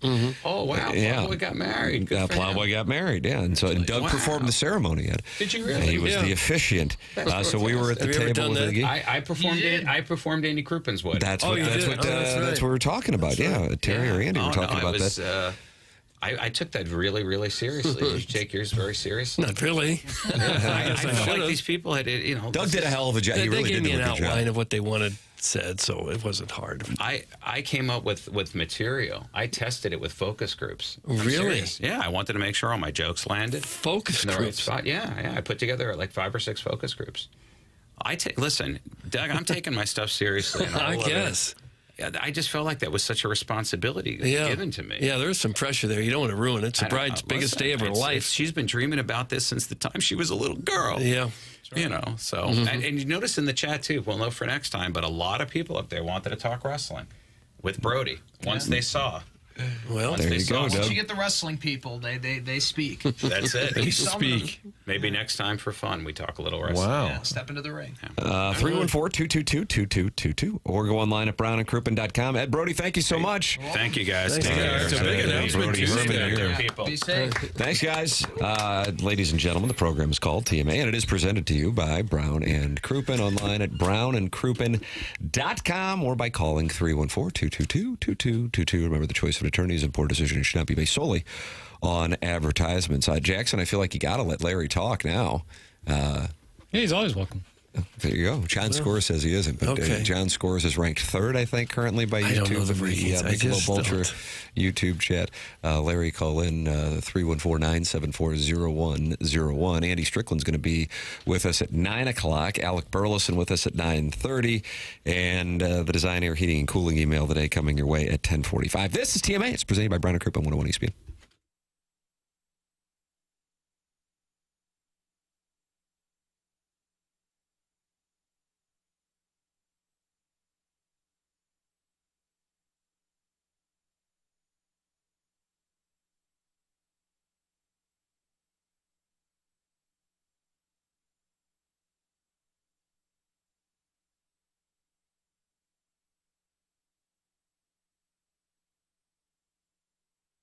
In the market for a new vehicle, go to autoloanpro.com. Doesn't matter what your circumstance or situation is. They're going to get you into a new vehicle with little to no money down. Got to work hard, get you the best rate possible. How do they do it? Well, Auto Loan Pro works with over 50 different lenders. Financing a car, only one thing to know. Choose the Auto Loan Pro. Go to that website, autoloanpro.com. You'll see Robert Thomas on there, and then just scroll down, and there's a free playbook. Download that playbook. It helps you understand the credit industry, how it works, what kind of car you can afford this time, and maybe next time around there's a different car you have in mind. Working with all these different lenders, making sure you get the best deal possible. Anybody could sell you a car. It takes a pro to do it right. It is a large purchase. It can get complicated. Whatever your situation is, they're going to help you out. Autoloanpro.com, part of the Lita family. Check them out online for your next vehicle, and make sure you download that free playbook. Added bonus there from your friends at Auto Loan Pro.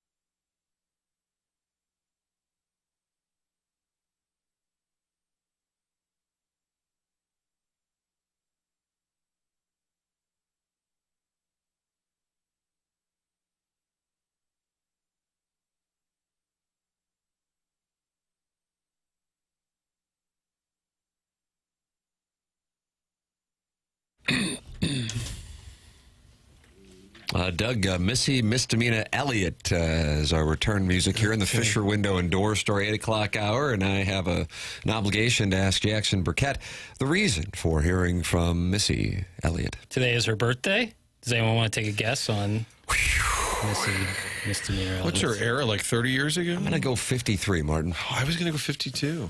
I'll go 54.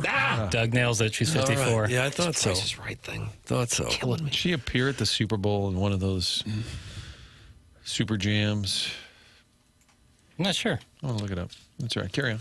It's crowdsourcing? Well, got potato guns open. Light crowdsourcing? Yeah. I got Hoosiers, the movie open. I got Potato Guns open. Now I'm going to go Missy Elliott. You don't see enough potato guns anymore. No. Probably because if you pulled it out, you get shot, right? Stop him. He's got a gun. It's just a potato. Shoot him anyway. Thank you. Better in the backfield. Thank you for the delicious fries. Missy Elliott was part of the Katy Perry halftime show. Oh, really? Yeah. Huh. She performed a medley of her hit songs, including Get Your Freak On, Work It, and then Doug's favorite, Lose Control. Mm-hmm. Think about it. Okay, well, I am thinking about it right now in a very serious way. When you do think about it, email in for the Design, Air, Heating, and Cooling email of the day. That comes your way at 10:45 the morning after at InsideSTL.com. Martin, you are a Design Air client through and through. Love Design Air, especially this time of year. We like to tell folks if you have an issue with the air conditioning, it's a little bit of a panic. It's upsetting because it's so hot out. You want to make sure you're going to the pros. You're going to get it done right. That's designairservice.com. Set up your appointment online. Even if you just get the feeling it's not working quite right, you can tell it's just a little bit damp. It's just not as cool or crisp as it should be. Might just need a tune-up. Again, set up that appointment at designairservice.com. A great place to work, a great place to work with. They've been doing this for more than a century now. Family-owned operation. Sometimes these successful businesses will sell it to an outside group. Not the case. Still, family-run operation at Design Air. Year-round, whatever you need, heating, cooling, help, these are the folks to reach out to. Longest-running sponsor on TMA. Support them. It's designairservice.com. Design, Air, Heating, and Cooling. And you can email in for that email today and get 2 tickets to Adam Sandler on Friday, October 17th at Enterprise Center, 101 ESPN, with your shot to score 2 tickets to Adam Sandler on Friday, October 17th at Enterprise Center. Tickets are on sale now. You can find all the details and a bonus chance to win free tickets to the show right now at 101ESPN.com or on the 101 mobile app.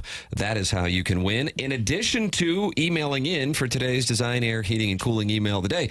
In yesterday's Design, Air, Heating, and Cooling email of the day, June emailer of the month, Buck Swope, chastised Jackson, owner of goodorbad.com, for not being aware of the New York Times rankings of the top 100 films of the first 25 years of the 21st century. Oh, for heaven's sake.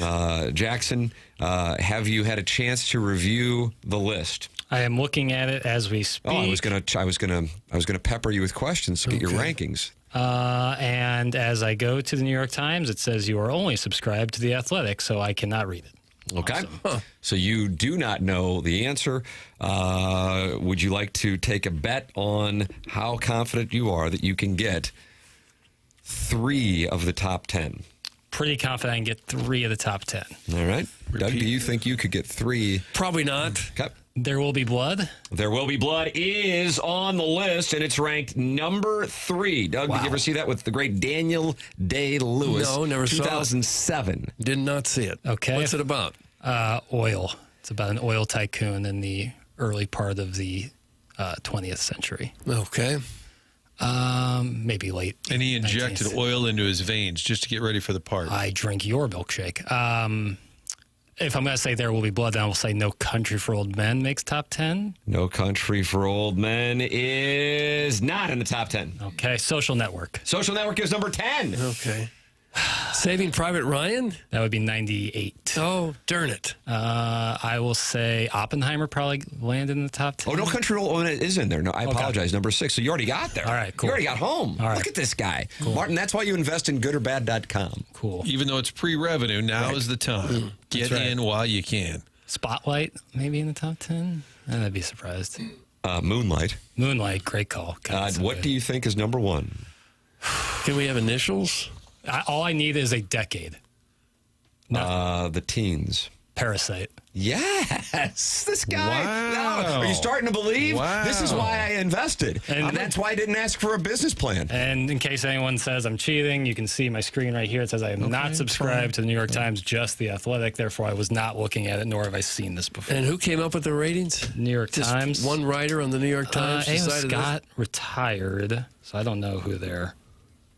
I don't know who probably would have done that. Adam Scott retired. Doug, beautiful golf swing. Definitely the most classic. I think A.O. Scott retired. I'm not positive on that, actually. Parasite's budget? I think is this a Korean vehicle? It is. Yeah. It was made by they're Bong converting- Joon-ho. 11 million apparently was the budget, and made 258 million. Yeah. So that's ROI season right Yeah, there. we're post revenue. That's what I'm expecting for my investment in goodorbad.com. So why don't we make a movie? Might as well. By the way, Doug, 500 directors, actors, and Hollywood producers voted on this. That's right. They sent out a poll. That's right. Superbad number 100. Great call. I love Superbad so much. We played that song, that Michael Cera a cappella song. Sometimes coming back. I love that movie. Yeah, I mean, if those 4 are in the top 10, I feel that's pretty solid. Do you have a problem with Gladiator only being number 92? That seems about right. Best picture put winner. it at 92? I wouldn't have put. Well, I'd have to see the 91 selections beforehand, but it's for sure a top 100. But is it a top 50? I don't know. Probably. Lord of the Rings is 87. That would be the Fellowship of the Ring. Yep. But yeah, Return of the King's probably way higher. 85, Anchorman. Love that. Love that. Mm-hmm. I would put that higher. Where's The Life Aquatic with Steve Zissou? That probably did not make the list. It would make my top 100 though, Martin. What about Moonrise Hotel? Moonrise Kingdom. Moonrise Hotel is the loop. Moonrise Kingdom. People like that more than I do. I'm not the biggest fan. Jackson, you have said, "Oh, Brother, Where Art Thou" is your favorite film? It's my favorite movie ever. Yep. It's number 76. Nice. Hell yeah. How about that one that was set in Missouri about the billboards? 3 billboards outside of Ebbing, Missouri. Yeah. Probably not in the top 100 if I had to guess. It was not. It was loved by some critics, not all. Francis McDormand. The great Francis McDormand. Not Tony Collette. I get those two somehow. No, Tony Collette, Australian, Francis McDormand, American. Yeah, sorry. The Hurt Locker, 2009. That is ranked 68th. Spotlight Jackson, 66. You thought that might be. Really? Now you're not happy. Oppenheimer, 65. Also. Now you're not happy. It's now all he's not subjective. happy, Doug. Now it's starting. Gone Girl was ahead of them at 64. I do love Gone Girl. You're not happy because it's all subjective. The best movie is the movie you like the most. Oh, it is. Not the best that some director or some writer liked the most. It's what you like the most. Well, a group of, a collection of. No matter. Doesn't matter. 100%. But I think. Whiplash, 60. Love it. Probably should be higher. Boy, Spotlight wins in 2015, which is a great movie year, and then it's only in the 60s. That's Uncut tough. Gems with our email of the day prize. Adam Sandler. The great Adam 58. Sandler. Yep. And they're making another movie coming up soon. Best in Show, 57. And that's what Buck Swope was emailing in, Martin. He sent Jackson the film. Jackson still has refused to watch it. And Buck Swope is now pulling his investment from goodorbad.com, despite it being pre-orders. That hurts. Rich Gould, that might be his favorite film. Barely in the qualification. It was made in 2000. Yeah. Same with Oh Brother, if I'm not mistaken. Oh Brother also made in 2000. Doug, Oh Brother, of course, being Oh Brother, Where Art Thou? Okay. If it hadn't been previously mentioned, I wouldn't have said it that way. Borat, 53. Yeah. Borat could probably even be higher. Borat's so good. My wife. How about that? like Rich Little. We watched a series, and he was in Sacha Baron Yeah, he Cohen. was a real serious actor. He was Yeah, the husband. Is that the Chicago 7? Yes. If I'm not mistaken? He was, him and Kendall Roy were, who were the two Jeremy hippies? Strong, Doug? The one I saw, their son died and on vacation somewhere, and he and the wife. It's the woman, maybe Kate Blanchett, maybe like Kate Blanchett. is helping. Okay, I got a lot of tabs open. Carry on. All right, no, look Almost that up. Famous, 47. Also a 2000 movie. Moneyball, 45. Probably my favorite baseball movie. But not your favorite film, which of course is Oh Brother, Where not Art Thou. known. Once Upon a Time in Hollywood, 44. Hell yeah. Hell yeah. Would that Don't probably, say hell yeah. Inglourious Bastards probably would have been the highest ranked Quentin Tarantino movie of the 2000s, I would probably say. Lady Bird, 39. The great Greta Gerwig. The great. Call Me By Your Name, 37. Chalamet, Army Hammer. So much tension. Okay, stop it. Luca Guadagnino, boy, does he know how to rev it up. Reviews. Disclaimer was the show with Sacha Baron Cohen as well as Kate Blanchett. Bridesmaids, 32. Friend of the show, John Hamm, mentioned that in his interview with us. That will play as a best of on the 4th of July. And he'll be calling in for a hockey offseason. That's right. Hot stove talk. Stove. The Departed, 31. Uh-oh, Jackson shaking his head. Something just happened right Not now. over Once Upon a Time in Hollywood. That's crazy. Jack Nicholson can't phone in that performance like that and get ranked that high. He phoned that in? Kidding me? Big time. You had to be kidding there, dude. He banned Red Sox, big LA guy he is. He banned Red Sox hats on the set and stuff. He was apparently not the most fun to work with late in his career. He went to the Celtics-Lakers NBA Finals. He was walking in as the old Garden. Somebody outside made T-shirts when you could probably still get away with it. It said, LA sucks. Yeah. And he's like, how many you got? And he bought all of them. Casey Affleck wore one of those in Good Will Hunting. Or a I Hate LA shirt. Boyhood ranked 23rd. The great Richard Linklater. Okay, stop with these mini reviews. Oh, but it's a cinematic achievement. They shot it over. It's a cinematic. They shot it over 25 years. I understand. That's cool. It's still a little slow. Love Dick Linklater, director of Dazed and Confused. I preferred Art Linklater. He did Dazed and Confused. Richard Linklater. Wolf of Wall Street, 20. Yeah, Scorsese has a classic in every decade. Could you list them? Sure. Taxi Driver in the 70s. There you go, Doug. Raging Bull in the 80s, or you can go King of Comedy. That's a late period, that's come on as of late. In the 90s, you go Casino or Goodfellas, but probably Goodfellas. 2000s, Departed. 2010s, Wolf of Wall Street. 2020s, I like Killers of the Flower Moon. Irishman 2019. Oh, no. Yeah. Missed it. Brokeback Mountain, 17. Oh, gosh. Robbed. Crouching Tiger, Hidden Dragon, 16. Love the title. Inglourious Bastards, Jackson. 15. 14. 14. I like that one. Yeah, that's a great one. Amazing. Let's see. Social Network, 10. As I made reference I would say that's number one, Parasite. Get Out is at 7. Great. Oh, no, Eternal Sunshine of the Spotless Mind, 7. Chuck Kaufman. This guy. Doug, he knows it all. I mean, I think at this point now, you're gonna have to stop taking investors on. You've got so many people who want a piece of goodorbad.com now. I know. Yeah, we'll go public. Maybe I'll start a coin. Initial You're coin gonna have an offering. ICO too. I'll do both. Film coin. Film coin. Yeah. But the website is rather simplistic. People Right, cut out the red tape. and you just judge good or bad. Now, one of the core issues with the website, which is why my attorneys are talking with Jackson, who perhaps has yet to retain counsel for whatever reason, is the goodorbad.com does not own the domain goodorbad.com, so we might be changing the name to goodorbad.net. Not that exact domain, but I have a domain. Just know I've acquired a domain. Have you? That's no joke. I have one. You can do really that do? for $9.95 on GoDaddy. That's right. Well, it's a step in the right direction. You know? But what have you done with All it? wins are big wins. What's up? What's up? Have you done anything with it yet?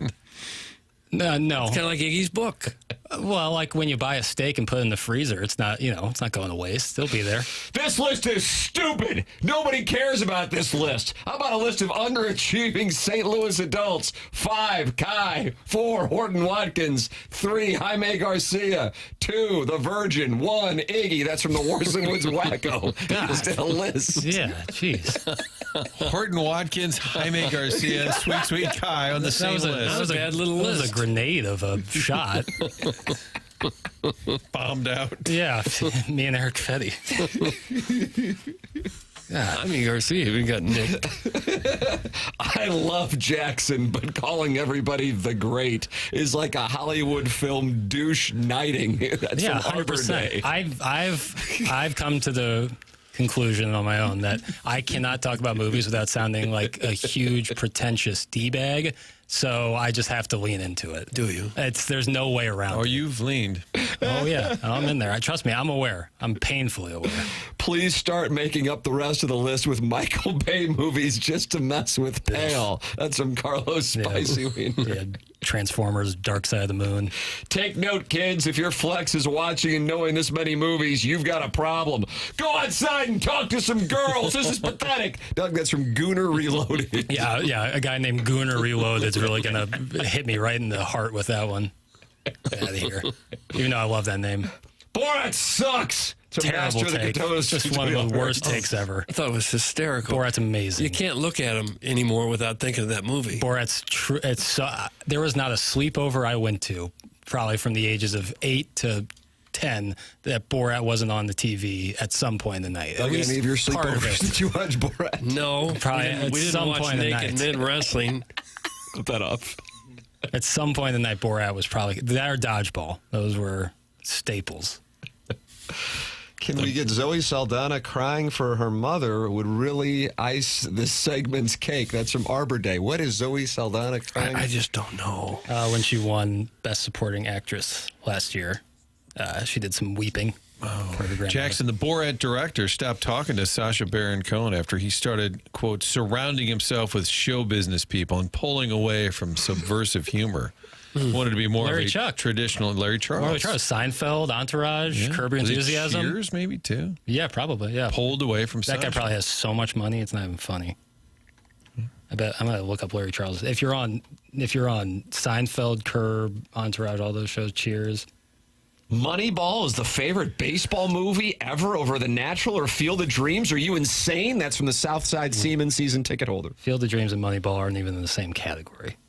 What are you trying to say, bro? Field of Dreams is an incredible sentimental movie about fathers and time lost, but as a baseball movie, Moneyball is in a class of its own. That and Bull Durham to me are like next level. Field of Dreams, little sappy. Little much. What about Major League? Love Major League. But that's a comedy. That's a true comedy. Bull Durham kind of bridges the gap. Moneyball is a pretty straight drama. I love this segment, but Jackson cannot be reputable on the topic until he's seen American Pie and Girl Next Door. Get cultured, punk bitch. That's from Mr. Mudjack Mike. Seen American Pie. Still need to see Girl Next Door. He bailed on the Girl Next Door about halfway through in a stunning development that truly broke my heart. You broke my heart. I feel bad. I need to revisit. Like, was that Timothy Oliphant? I don't know who it was. Who was in Once Upon a Time in Hollywood? Why isn't Boogie Nights on that stupid list? It was made in 97. That's the worst. It was wacko, and there's your answer. Nope, they'll do it. Kid is locked in over here. How do you remember what year all the movies were made in? Who cares what year they were made in, but you remember all of them. Well, usually like when the movie pops up, like sometimes in parentheses they'll have the year, and for whatever reason I can pick up on that. Like I'm also really good with Cardinal baseball numbers, like Jaime Garcia, 54. Sonny Gray also wears 54. Oh, really? Yeah. Like Bo Hart? I have before my time. Huh. Only guys in my Placido Polanco? Also probably just before my time. Was he on the team in like 04 or 05? No, he's like 99, 2000. Way Traded for before my time. Roland, 2000. That's right. Really? So he went... Mike Timlin, Bud Smith, fun buddy. And then he ended up on the 06 Tigers team, didn't he? Yeah, good hitter. Yeah, he had that like a full turtleneck headpiece that they all wear now, that Nolan Arenado wears over his hat. When it's 80. Really bothers Dot Light and friends. Dot Light. Placido Polanco, pretty good little hitter. Yeah, he was a decent player. What do you think, Doug? How many career hits? Placido. Career hits? Oh, did you say career hits? Oh, yeah. I'd say he had maybe 912. I'd take the over. 1,800 more than that. I'm going to take the under on 1,800, the over on Doug's number. 21, 42. Really? He had 2,100 How about hits? that? How long did he play? Crap. Two-time All-Star. He played, so he debuted in 98 for the Cardinals. Great year, 1998 he debuted, and then he didn't finish playing until 2013 in Miami. Long run. Wow, yeah, that is a hell of a run. 21-40. I would not have guessed that. 2,142 hits for Placido Polanco. Here's a fun fact for no and tell. Well, I'll let you take a bet. There were two former Cardinals at first base, if you include the coach, when Adam Wainwright struck out Brandon Inge for the first World Championship in St. Louis since 1982. Name them. Go. Andy Van Slyke. Nice, Martin. Nice. Is that the hard one? Yeah. Who's the first? Did you say 2 former Cardinals at first base? If you include the coach, which Martin did already. Was Polanco playing first? No. He was at first base when the Tigers were up and Inge struck out. See what I'm saying? Yeah. See what I'm saying? And then Van Slyke was right there. This is one of the more TMA segments of all time where we're talking movies for 90% of it, and at the end, somehow we find out that Placido Polanco is a criminally underrated hitter. Yep. Mm-hmm. And then I just got this heap of Adderall that I'm just going to snort right It's in. so seamless. Well, Arenado doesn't even dig in for a live read. Support the sponsor. Arenado doesn't even have 2,000 hits yet. That's why I thought there's no way in hell Polanco had more. Yeah, I wouldn't either. That is a stunning number, but it goes back to his longevity. You know? Yeah, and I that TikTok account I follow that will just show random rosters from the early 2000s. 6 of the 9 guys were hitting 290 or better. It's just guys I feel like we're just getting on base way more. Career batting average for Polanco, 297. I mean, we underrate this Placido Polanco. Man, we'll get and he did play in a slightly different era. I mean, not many people hit 297 at all anymore. That's what I'm saying. You go up and down rosters of good teams from that era. There are guys, almost all of them, hitting around 300. Should we start getting a case going for him to go to Cooperstown? I mean, sheesh. Well, I don't know that he was that 2,000 might be plus hits. overstating it. Speaking of Cooperstown, the recent passing of the Cobra, Dave Parker, has got a former Major League star really pissed about Hall of Fame voting, and he aired his grievances yesterday. Well, we will have that audio for you in the very next segment. Andy Strickland in studio at 9 o'clock, and then Alec Burleson with us from Pittsburgh at 9:30. Design, Air, Heating, and Cooling email of the day. Giving away 2 tickets to Adam Sandler on October 17th. You can get yours and learn more by going to 101ESPN.com. Win the email of the day, sponsored by Design, Air, Heating, and Cooling, and you get 2 tickets to see Adam Sandler, so why not write in and take your shot? Mike Mankini sent in a serious Jordan Walker take, and the man nearly won. So you don't have to be Buck Swope to win. You don't have to be Jerry Big Tank Del Vecchio to win. No. You don't have to be the Rat in Bloomsdale to win. No. Email in the morning after at InsideSTL.com to win those 2 Adam Sandler tickets. The morning after at InsideSTL.com. You will hear from the former Major League star, furious with the Hall of Fame. That's next on TMA 101 ESPN.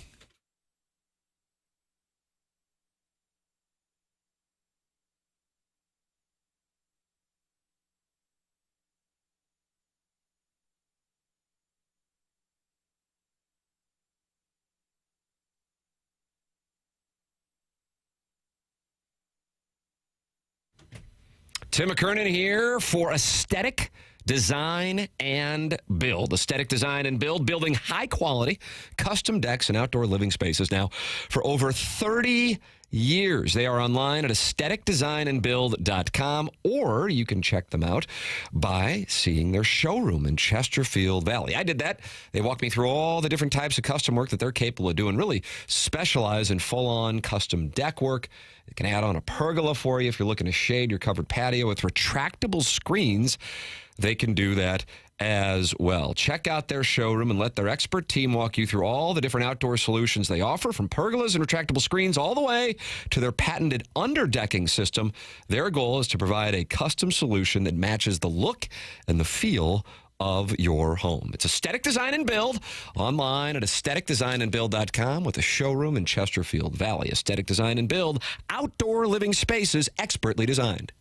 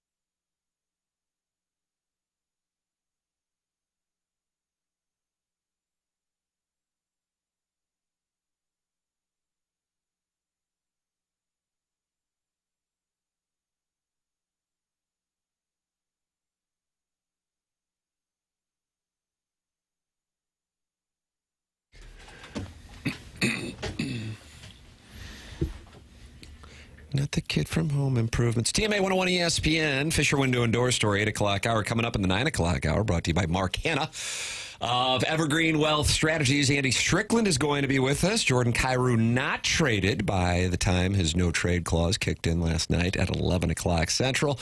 Get Andy Strickland's perspective on that and the Blues free agency pursuits.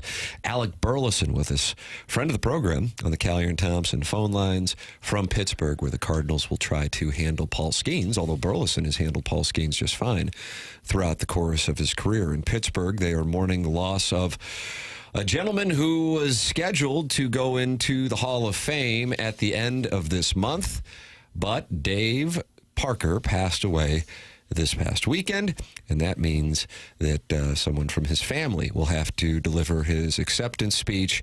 And when you think about, to me, one of the most famous ones, and Martin, I know we've talked about it, is Buck O'Neil, who didn't get in, but then the year after he died, he did get in. The Pete Rose situation, he's now eligible now that he's passed. Didn't that happen to Ron Santo also? I believe you're correct. Yeah. Dave Parker was somebody who I think a lot of people thought, man, why is that guy not in? He had a bad knee, and I think it might have limited his numbers, but won the World Series with the A's and the Pirates. And did not get in until this past year. He was going to go in and make his acceptance speech at the end of the month. Will not get the chance to do that, passing away at the age of 74. Gary Sheffield was on. Which podcast was Sheffield on, Jackson, that you have? This is Foul Territory. Foul Territory as well. Here is Gary Sheffield not happy with the Baseball Hall of Fame and baseball writers. I say I'm so upset with Major League Baseball and the Hall of Fame because it's not funny no more. We're playing with people's lives that deserve to be here, and they never got a chance to walk across that stage, and that bothered me to the core. You know, his wife, Kelly, is an amazing woman, and she said, Gary, one thing that Dave knew is that he's in. I know what he meant to you, son. He knew he was going in, and that was enough for him. These guys, you know, Pete Rose, I understand the mistake he made, but Pete Rose was baseball to me. So we didn't understand that negative press and that negative stuff towards baseball players. And when Pete Rose died and didn't get to walk across that stage, I had that same emotion. Base hit. Right there at the end. It's hard to believe Parker wasn't in. In the late 70s, he was the best player in the world. He was an unbelievable player. Now, some of his numbers aren't that impressive by today's standards. He only had, 339 home runs, and you would have thought maybe more. He was 6'5", 230. But in the 70s and 80s, guys didn't necessarily go up there swinging for the home run all the time. He was a 300 hitter many times during his career. But if you ever saw him play, he was also a Gold Glove outfielder with one of the best throwing arms you've ever seen. If you saw him play, you'd think, my goodness, this has got to be one of the best players who's ever done it. Kind of Edmonds-esque in that he was very good at defense, very good hitter, but wasn't an unbelievable home run hitter. Wasn't like in one category, although I guess you could argue Edmonds defensively would have been dominant in one category. Parker had 3 Gold Gloves, but it does suck if somebody is, quote, worthy when they do have to wait till they're already deceased. He's in poor health the last couple of years. I did a Zoom with, I think he wrote a book during COVID, and we did a Zoom interview. It was really awkward because it was one of those, like, the light was coming in behind him. So I'm sitting in my house going, hey, Mr. Dave, hi, could you move a little? It was really, really awkward. Like, yeah, it's still kind of washed out. Is there any way you could move over? But I know even then, and I don't know if it was Parkinson's. It was Parkinson's. Was it? Okay. Parkinson's, I think, in 2012. Gosh. And I know Chip mentioned on the broadcast last night to just Google the one play in Seattle, the All-Star game, the throw to the plate. Oh, my goodness. God. It was rocket. Other than right Ankiel in Colorado, I can't think of too many throws that like are locked in your memory bank. And if I remember right, he came back as a Cardinal hitting coach one year. He did. He was with the Cardinals in 1998. Yeah, and I think he did that just to keep his name out there for the Hall of Fame recognition. He didn't want people to forget him. And I guess they did forget him until now. The string of hitting coaches, just resumes. I mean, George Hendrick, Dave Parker, Hal McRae, Mike Easler, Mark McGwire. I mean, these guys were unbelievable. Why do you hate Mitchell Page? Mitchell Page. These guys were unbelievable hitters. I'm I'm watching that throw for the first time. You've never seen it? No, looking at it Chip right now. even said last night, kids, you need to Google this. It's unbelievable. It's insane. It's unbelievable. The Kingdome in Seattle, he's in like the corner in right field. Yeah, do it home on the fly. Also one of the worst slides I think I've ever seen. Have you seen Bo Jackson's? Bo Jackson's Bo throw Jackson from left field? Yeah. Cespedes of like modern era is probably like way up there for folks, but this is unbelievable. Is it Jonas? Yeah. Yoenis. Okay. You have to look at the 2002 AL MVP voting and tell me why Miguel Tejada won with less than a 6 WAR. Tommy Edman had a higher WAR in 2021. Duck, that's from Cronky's Cuck Stash. That's what this is all leading to? Miguel Tejada on that 2002 Moneyball Athletics team, not mentioned in the film. Nor were the 3 pitchers. They had 3 of the best pitchers in the league. Listen, you want that? Watch a documentary. And yet it's still your favorite baseball picture. Let Sorkin cook. That's what I say. Doug, let Sorkin cook. I've never said that in my life. My text inbox exploding here. Jackson, a friend of the show, Josh, who works at 550, says, tell Jackson to get a digital subscription to the New York Times, then you get the Athletic for free. Oh. A 2-for-1. Oh, well, 2-for. Proprietor over at Mellow Mushroom, Mike Vintage, says, Bo Jackson, ? I believe Doug referenced, but in terms of great arm. Oh, unbelievable throwing arm. And then Andy Strickland said, not sure what's going on. Right lanes. Strick is stuck in traffic. Oh, is that right? Yeah. Yeah, that 270 right now, Martin. It's a whole thing with the construction. Forget about it. Have you ever driven 270 south at any time past like 10 a.m. and not sat in bumper-to-bumper traffic? At least in this part of the... I drive 270 every day. Yeah, I drive it every day. It gets bad like early afternoon. Yeah, like it's 2 brutal. to 4 or so, 4:30. It's brutal.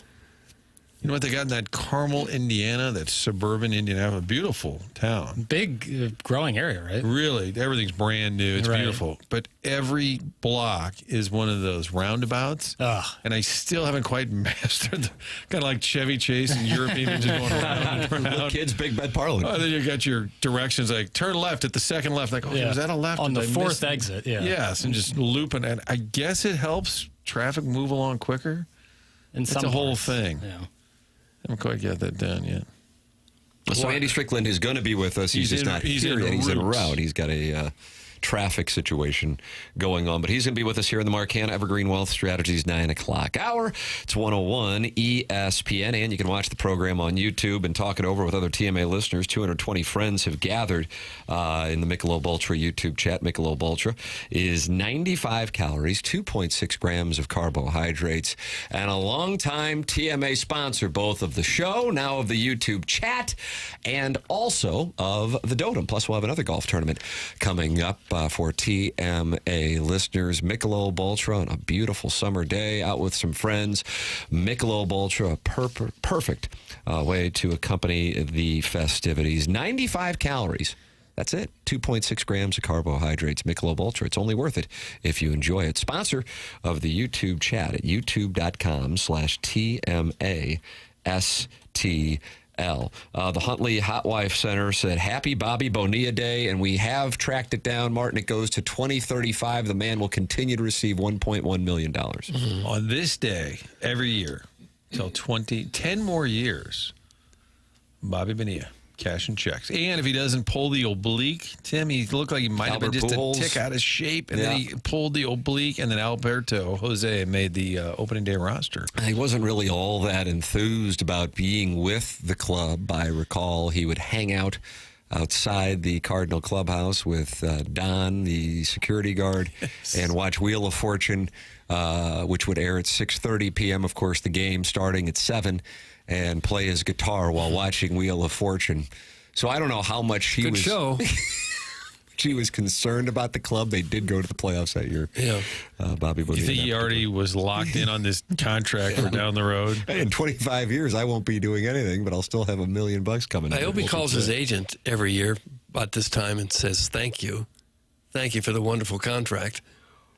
It seems like July 1st is the deferral day, because I'm on Spotrac on Twitter, and a lot of guys are getting deferred pay. Like Max Scherzer just cashed $15 million today, thanks to the Nationals. I say Ohtani starting in 2034, he's going to get $68 million a year. Correct. Nice. God. Chris Davis secures $9 million today with 2 different deferral agreements. Seems like kind of the move. Tim, can I snag the golf tournament days if they're already known? I really want to make it out, but I got to adjust my work schedule way in advance. That's on the 636. I don't believe that has been announced yet. Am I correct on that? Not to my knowledge. Is it a fall outing? It is a fall outing. Yeah. I believe fall time is here. The Lemmings Open. I think it might be in the first week of October. But usually. It's the best time of year. Oh, it is glorious, Martin. It is glorious. Got some college football, maybe playoff baseball. Blues are starting up right around that time. Yeah. Battlehawks camp. Can I get back to the Bonilla thing for just a moment? Yeah, sure. I'm reading more about this. Format here. Yeah. It said at the time, the Mets wanted to buy out $5.9 million of his contract. They wanted to buy that out.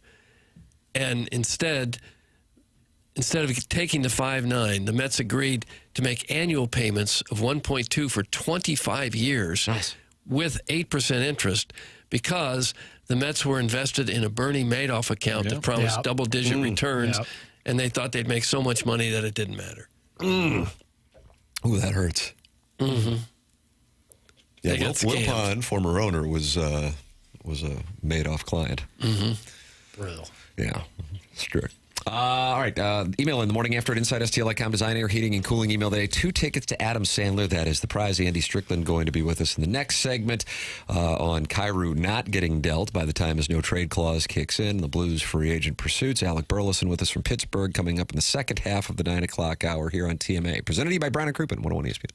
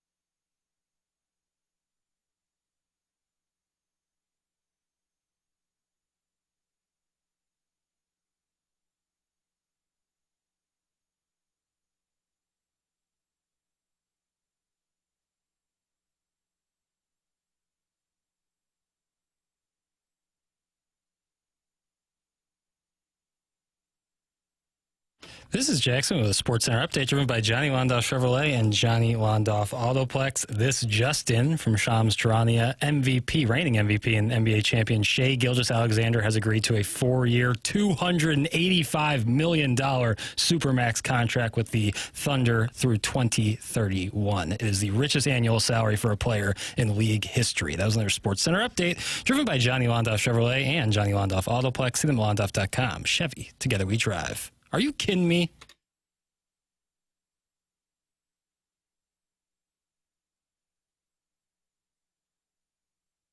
It's TMA 101 ESPN. The show's presented to you by Brown and Crouppen. You can also watch it at youtube.com/TMASTL. Doug, 208 people are in there, including the number 1 ranked poster. It's now DJ Patty Cakes.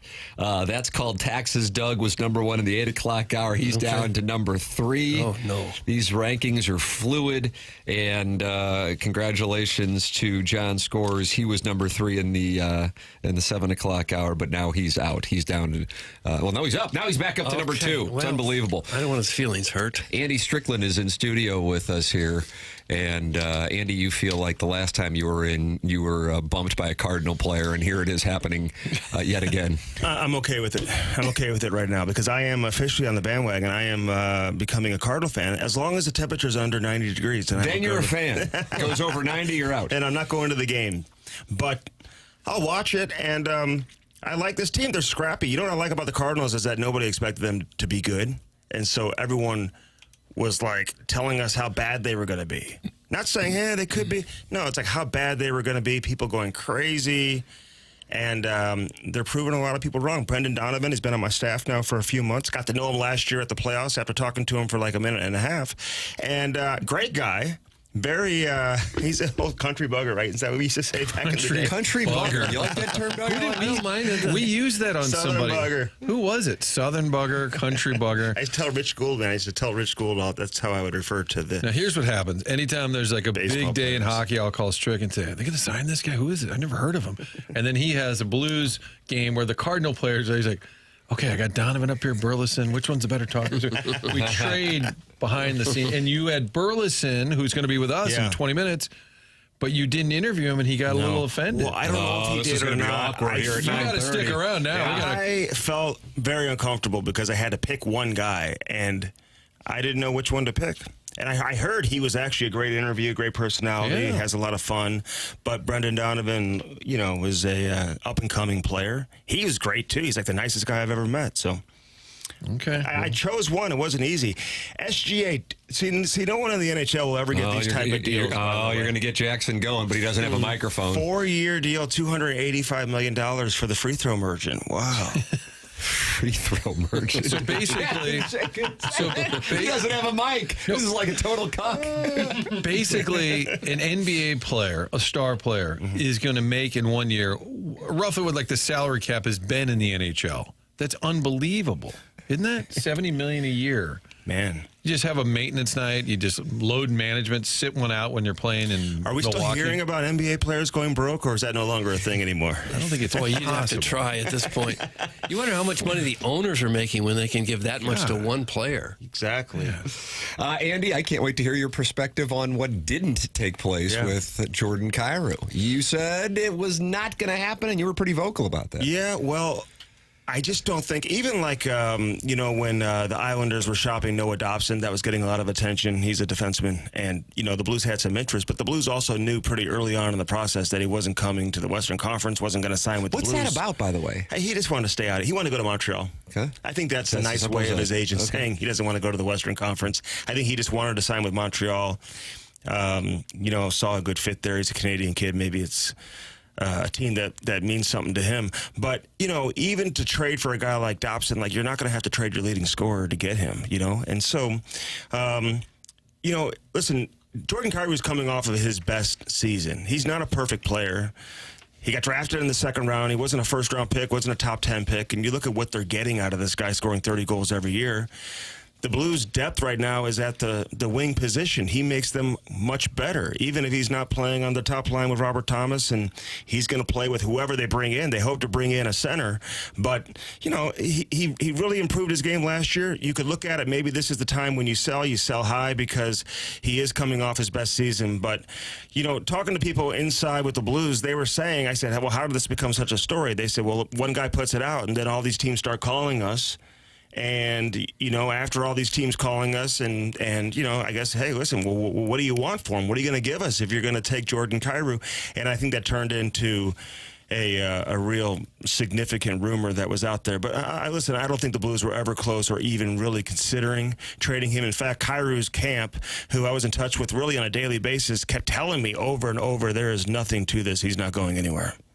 Kyrou's camp, text into the show. But I think a team can call and then they say, well, we're not looking to trade him, but what'd you have in mind? That's doing your job. But then that can also lead to reports, hey, the Blues are taking calls on Kyrou. Like, well, we'll take a call on anybody. And Doug's favorite term is the hockey trade, right, Doug? Yes. Of course it's a hockey trade. So, again, you can never predict hockey trades. I mean, if a team's looking to unload a significant roster player from their team, who the Blues feel like would make them better, then that's always an option, to move good players, to bring good players in. But you don't see too many teams just trading their leading goal scorer just because they want to move on from him because he's got a no-trade clause kicking in. That doesn't happen too often. I think Army's calling all the shots, or does Steen get a little more of a voice now that he's closer to being in charge? I think he's got a little more of a voice, but, Doug Armstrong, listen, he's going to call the shots. And I think Doug Armstrong's he's going to call the shots next year, too. When Alexander Steen officially takes over with the GM title, everything still is going to come across Doug Armstrong's desk. He's the president of hockey operations moving into next season in terms of his title. Has that title now, but he'll still be the president, which means Alexander Steen will be working under Doug Armstrong. But he's going to let Steen make some decisions, especially decisions that affect the future when he officially takes over full time and Doug Armstrong isn't going to be there. You have to let him make some decisions that he feels is setting the team up in the future. Well, Armstrong's not old enough to just shut it down forever, is he? I mean, he could be around a while. I think he's got he's 60 years old-ish, and I think he's got another 3 or so on this agreement. He's got this year and then 2 years as the president. So 3 more years kind of supervising. And who knows? Handing the baton. Listen, here's the reality of the situation, and I'm just going to be honest about it. Doug Armstrong has a great reputation inside the hockey world, and once Alexander Steen takes over, I would imagine other teams are going to look at it and say, hey, would you have interest in coming to our team and being a general manager? Listen, he's not going to go to another team and work under another president, but he's been doing this for so long. It'll be interesting. Listen, I'm just like everybody else. I'm curious to see how he handles no longer being a general manager and in charge of a team after he's been doing it as long as he has, But again, he still has a couple of years on the tail end of this deal after Alexander Steen takes over. But if a team like Toronto, for example, came calling, the reunion with Berube, another chalice in Doug Armstrong, and they don't have a president of hockey right now. They've got Brad Treliving, who's the general manager. I don't look at Treliving as a guy who is automatic to be there long term unless Toronto really has some crazy playoff success. Doug's been big on Treliving for a while. Yeah, I like his style. Could Toronto come calling again and go after Doug Armstrong? Don't say again. Perfect. Stop it with a game. I could see that happening, but again, we're a long ways away from there. Think the Blues are shopping Leddy or Falk, or are they trying to find a trade partner? I think they're at least for sure open to that idea, right? I think Leddy, listen, he's an interesting one because today his no-trade clause is lifted. So the Blues can trade him wherever they want, and he doesn't have really any say to dictate where he would go. And I think he would actually be interested in going to another team and being a 5 or 6. But, this past year was almost a write-off for Leddy because of the injury he dealt with. It was a real strange injury, nerve damage in his neck. It affected some other muscles, which I don't think ever fully recovered, even when he came back to play. But the year prior to that, he was unbelievable playing with Colton Parayko. They had a ton of success together, a lot of chemistry, and he's been a good player for a long time. He's not a bad guy to have around. But the fact that they haven't traded him up to this point would lead you to think that he's still going to be here, but I guess you just never know. Mikhail Granlund, that's the name that Blues fans are buzzing about this morning. What can you tell us, Andy? Well, listen, the Blues have legitimate interest in him. They have in the past as well. Made $5 million this past year playing with Dallas, although he was playing on the wing. Played center in San Jose prior to the trade. And he can play multiple positions. And the Blues have legit interest. They want to bring him on board. I think that's their priority, is to try to get him. He's the number one center available in the market. The Blues have a legitimate need for a second-line center. They'd love to bump Braden Shen down to the 3-hole, put somebody in between Thomas and Shen. Granlund would fit that bill. But he's in position to be able to make a decision as to where he wants to go. And I think there's some personal things that he's trying to iron out that are the best fit for him in terms of demographics and where he lives, that fit his family lifestyle. That's important to him. But he also looks at the Blues from a hockey standpoint, and he knows that St. Louis is a great fit for him to walk in, immediately have a role on the team, be in the top 6, play with good players, have a chance to win. So it's a great fit for him. He's going to have to make that choice, but the Blues are certainly being aggressive. He is 33, so he wouldn't help them get any younger on what I call the rear guard. Mm-hmm. Because that's a concern right now, isn't it? Defenseman kind of getting old? Well, he's a forward. He's a center. Oh, you're right. Yeah. Well, then it wouldn't matter much on the rear guard, would it? I didn't know if rear guard was a new term for center. I was testing you. But are there any other centers? I was almost offended when you said rear guard. I didn't know what we were talking about there for a second. So rear guard, you mean as a defenseman? Yeah, okay. But I thought you knew hockey lingo. If not Granlund, is there anywhere else how do they get better at center if there's not much out there? Well, that's going to be via the trade market. For a hockey trade. That would be a hockey trade. Okay. And Does Falk have value to some other teams? Oh, I think he has a lot of value. Okay. Yeah. I would think he doesn't have much term left on his deal. Lots of experience, can play the power play, can defend good players. You know, he's a guy that I think would have some value, teams would be interested in. And, the Blues were looking for a right shot defenseman. That's what they were hoping to, bring on board as well, that they could find somebody to, come here who could help improve their power play. A rear guard. A rear guard. Right. But again, that didn't happen. I think if you acquire a player like that, then I think Falk all of a sudden truly comes into play.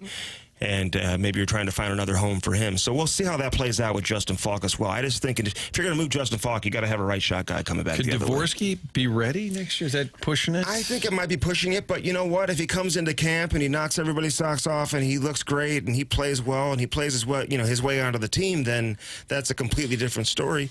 But I don't think there's any rush to get him here full time. I don't think they feel like he's ready.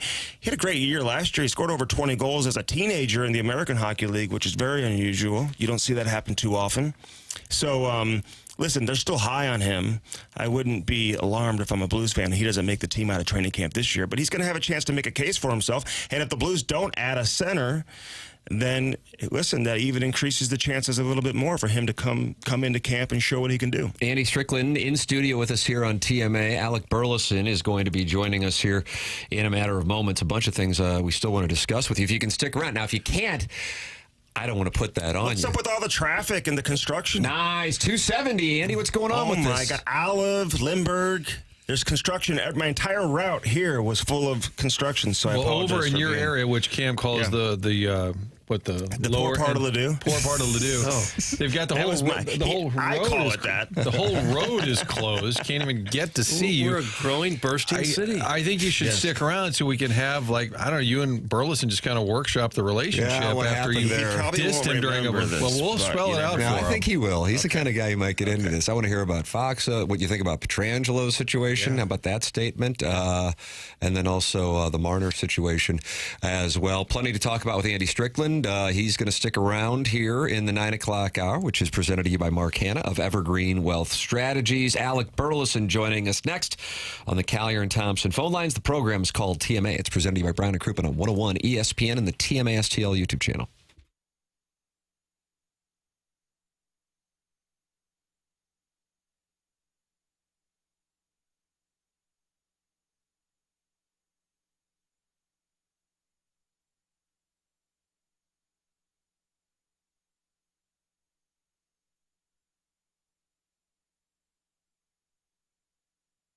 Home mortgage loans can get complicated. Together Credit Union is here to help. Going to help you through the entire process. As your hometown home loan provider, Together Credit Union has a home loan solution for every buyer. Get in on the action, whether it's your first home, downsizing, sizing up, need a second mortgage, all of it one spot. Together Credit Union. Fixed rate, adjustable rate, conventional, jumbo loans, they have it all. Even have specialty loans like FHA, construction, union member mortgages, community contributor mortgages. Together Credit Union knows it can get complicated. Going to help you through the whole process, and it's all done in-house. All of it right here in town. Underwriting, servicing, everything done locally. So remember, Together Credit Union, your hometown home loan provider. Check out the rates at togethercu.org. Here's to making St. Louis your home. Together Credit Union is federally insured by the NCUA.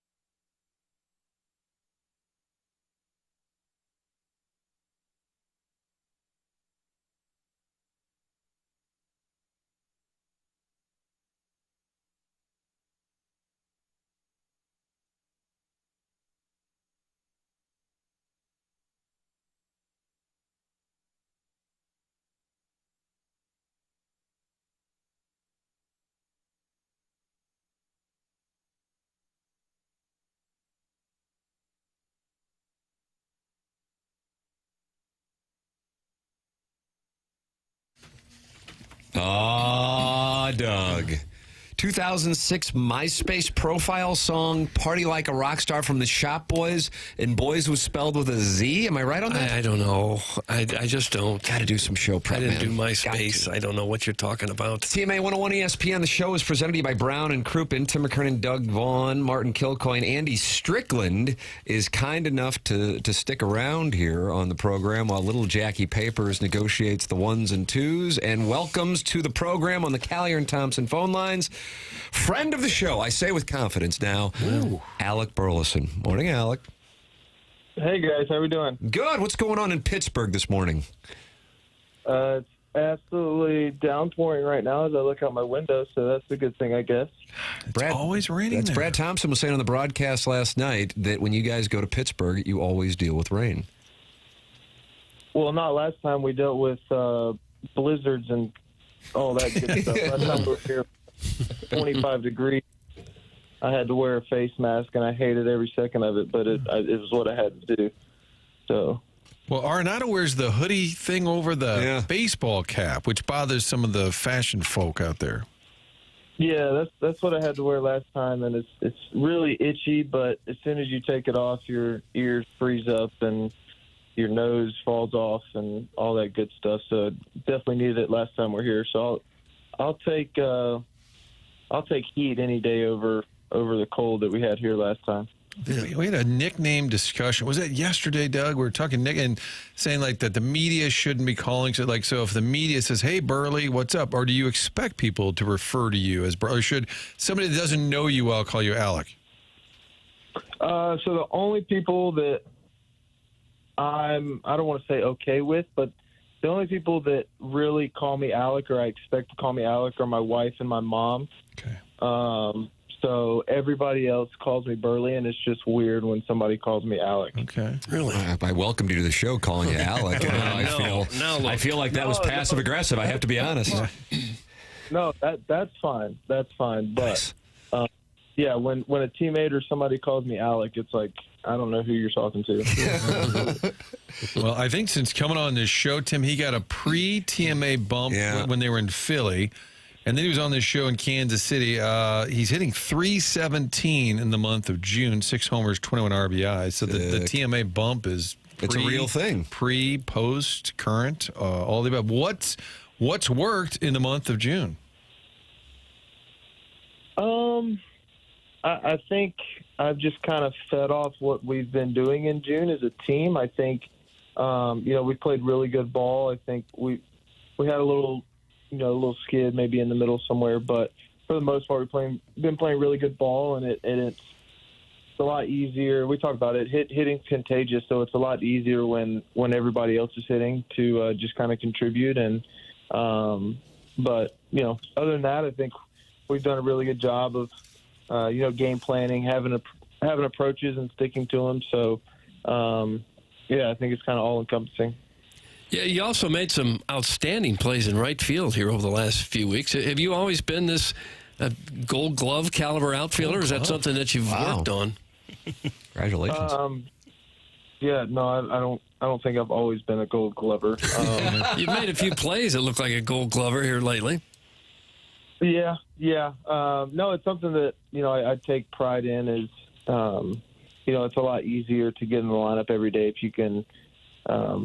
Play defense and have the trust from the coaching staff to throw you out there on defense. So, it's something that, I've been working with for, 2 or 3, 4 years now. So it's still been a work in progress, and it's still a work in progress. But, it's something I take pride in because, it helps you get in the lineup every day. And 2, if I can't have any hits, nobody else can have hits. So if I'm not hitting well, I'm taking them away from somebody else.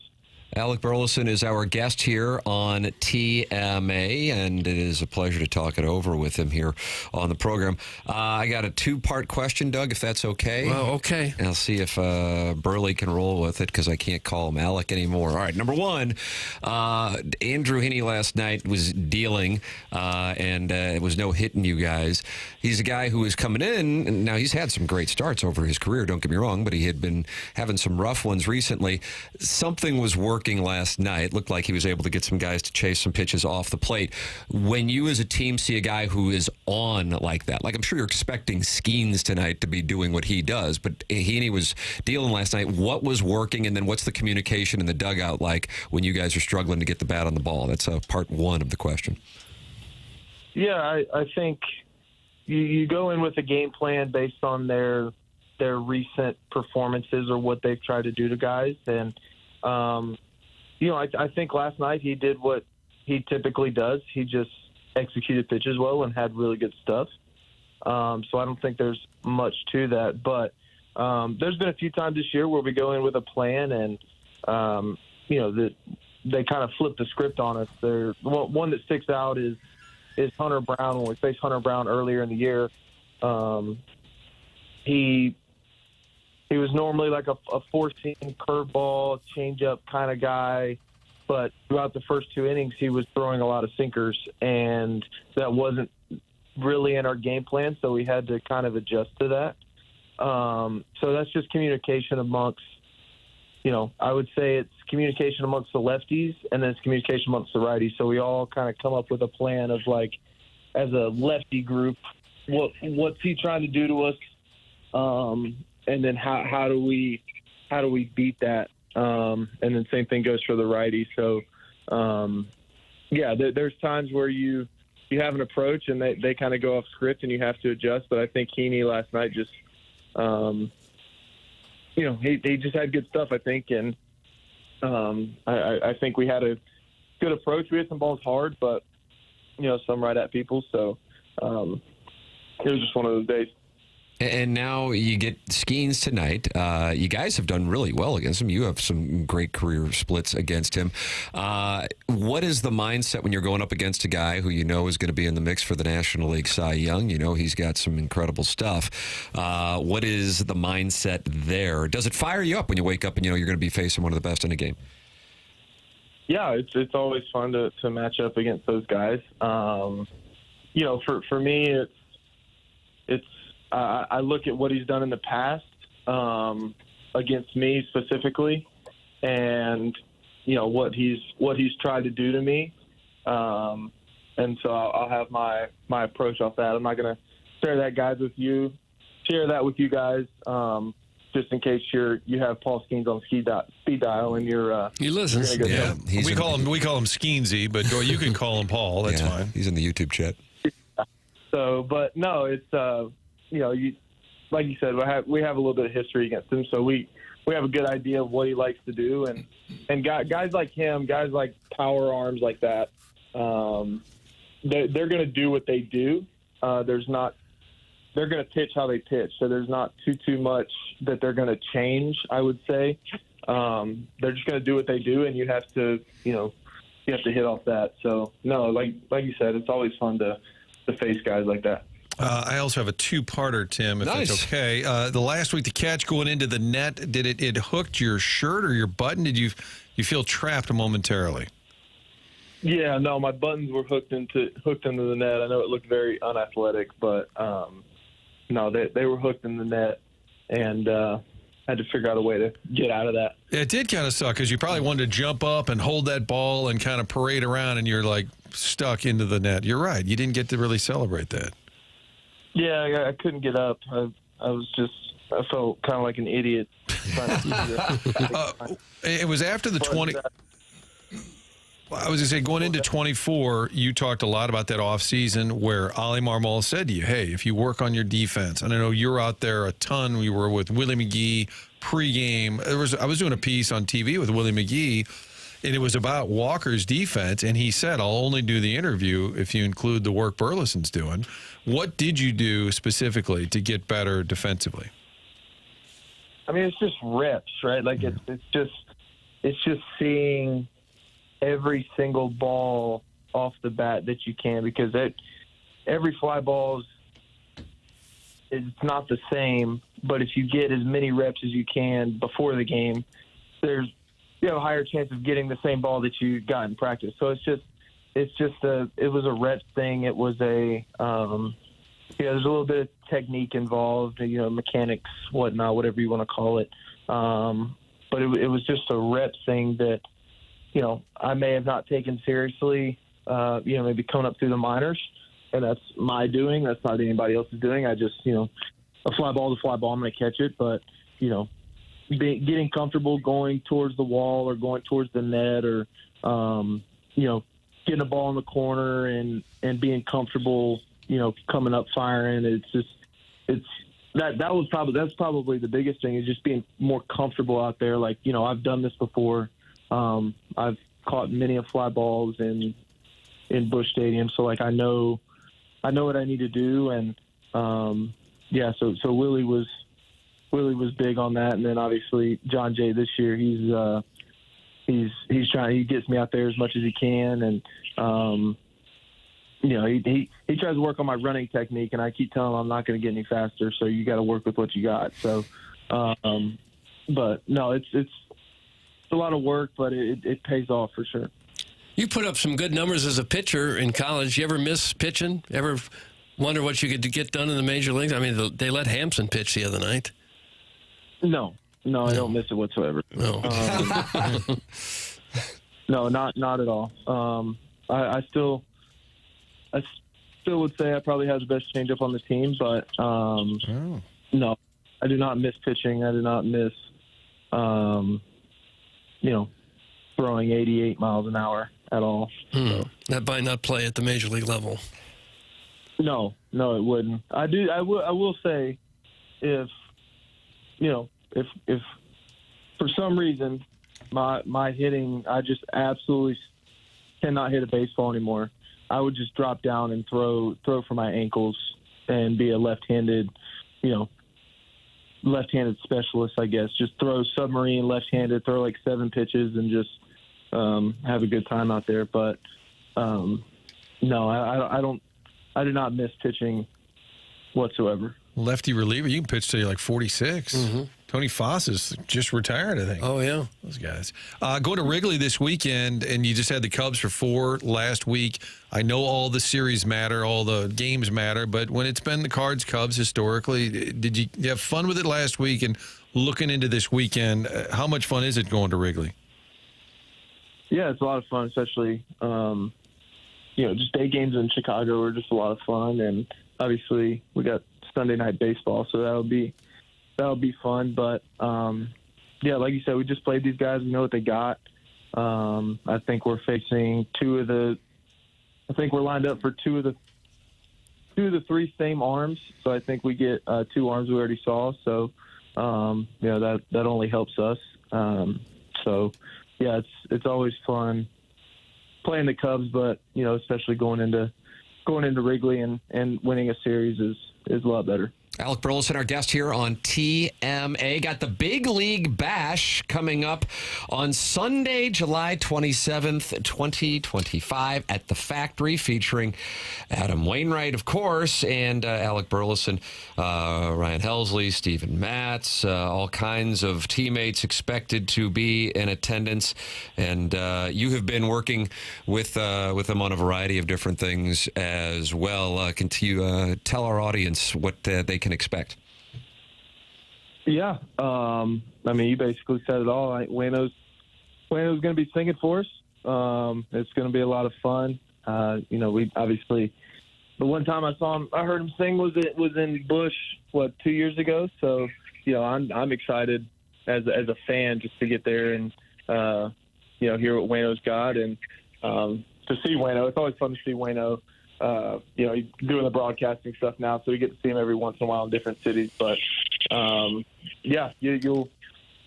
be able to have a concert with Wayno, and then obviously some of the guys will be there post game there, and we'll all have a good time. And not too sure, other things going on that night, but I guess you'll just have to show up and find out for yourself. Yeah, you can see it. It's online, whether it be on Big League Impact site or the Factory STL.com, and of course 101ESPN.com is where people can learn more about it. BigLeagueImpact.org. Adam Wainwright continuing to give back to the St. Louis community.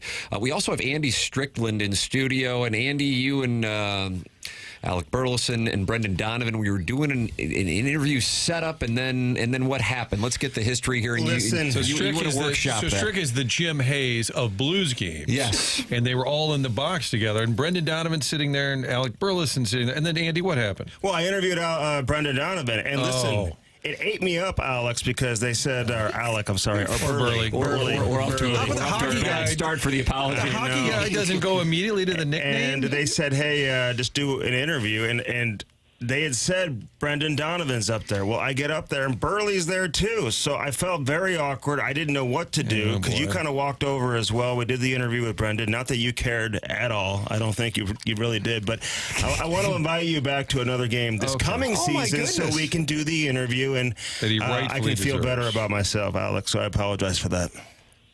No worries. I think an interview probably wouldn't have been best. Probably had one too many Budweiser. That's when the interviews are the best. Exactly.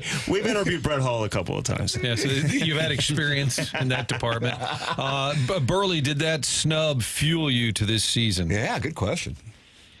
You know what? I honestly don't even remember that. I said he wouldn't remember. Okay. Well, it was your only Blues game you've ever been to, right? That was the only game you've ever been to? I went to one 2 or 3 years ago over when we did the winter warm up. There was a game going on, and a few of us slid over there and watched the game. But that was like my first game where I was like, I was into it, I guess you could say. But yeah, if I'm definitely going to come back to more for sure. I mean, that's the plan. That was a lot of fun. And hockey's always more entertaining when you're there and you're watching it live. So definitely plan on attending more than one hockey game, Blues game. Hurricanes fan?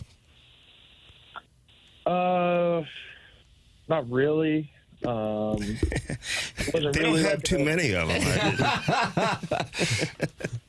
Yeah, I mean, they're in Raleigh. I grew up in Charlotte, and then went to school. So about 2 hours or hour and a half from Raleigh. So I've never actually been to a Hurricanes game, but yeah, I mean, I would say I'm more of a Blues fan than a Hurricanes fan. I guess There you go, Doug. There you go, Doug. Okay. There you go, Doug. I think you were shotgunning beers on the Jumbotron, if I remember correctly, during the game, Yeah, that was I don't know if that was a good idea, but I think it was a great idea. I think it's the right thing to do. That's the right thing to do. I love it. Burley, we appreciate the time as always. Looking forward to the festivities tonight. Cardinals and Pirates. Paul Skeens on the mound for the Pirates as the Cardinals try to get back to the winning ways that were going on over the weekend in Cleveland. Always enjoy the conversation, man. Thanks so much for your time this morning. I appreciate it, guys. Thanks for having me. Thank you. It's Alec Burleson with us here on TMA, joining us on the Callier and Thompson phone lines live from Pittsburgh. And once again, bigleagueimpact.org for the Big League Bash coming up on July 27th at the Factory in Chesterfield. Andy Strickland, kind enough to stick around here for another segment. Still some things I want to talk about. The Petrangelo news, Marner going to Vegas.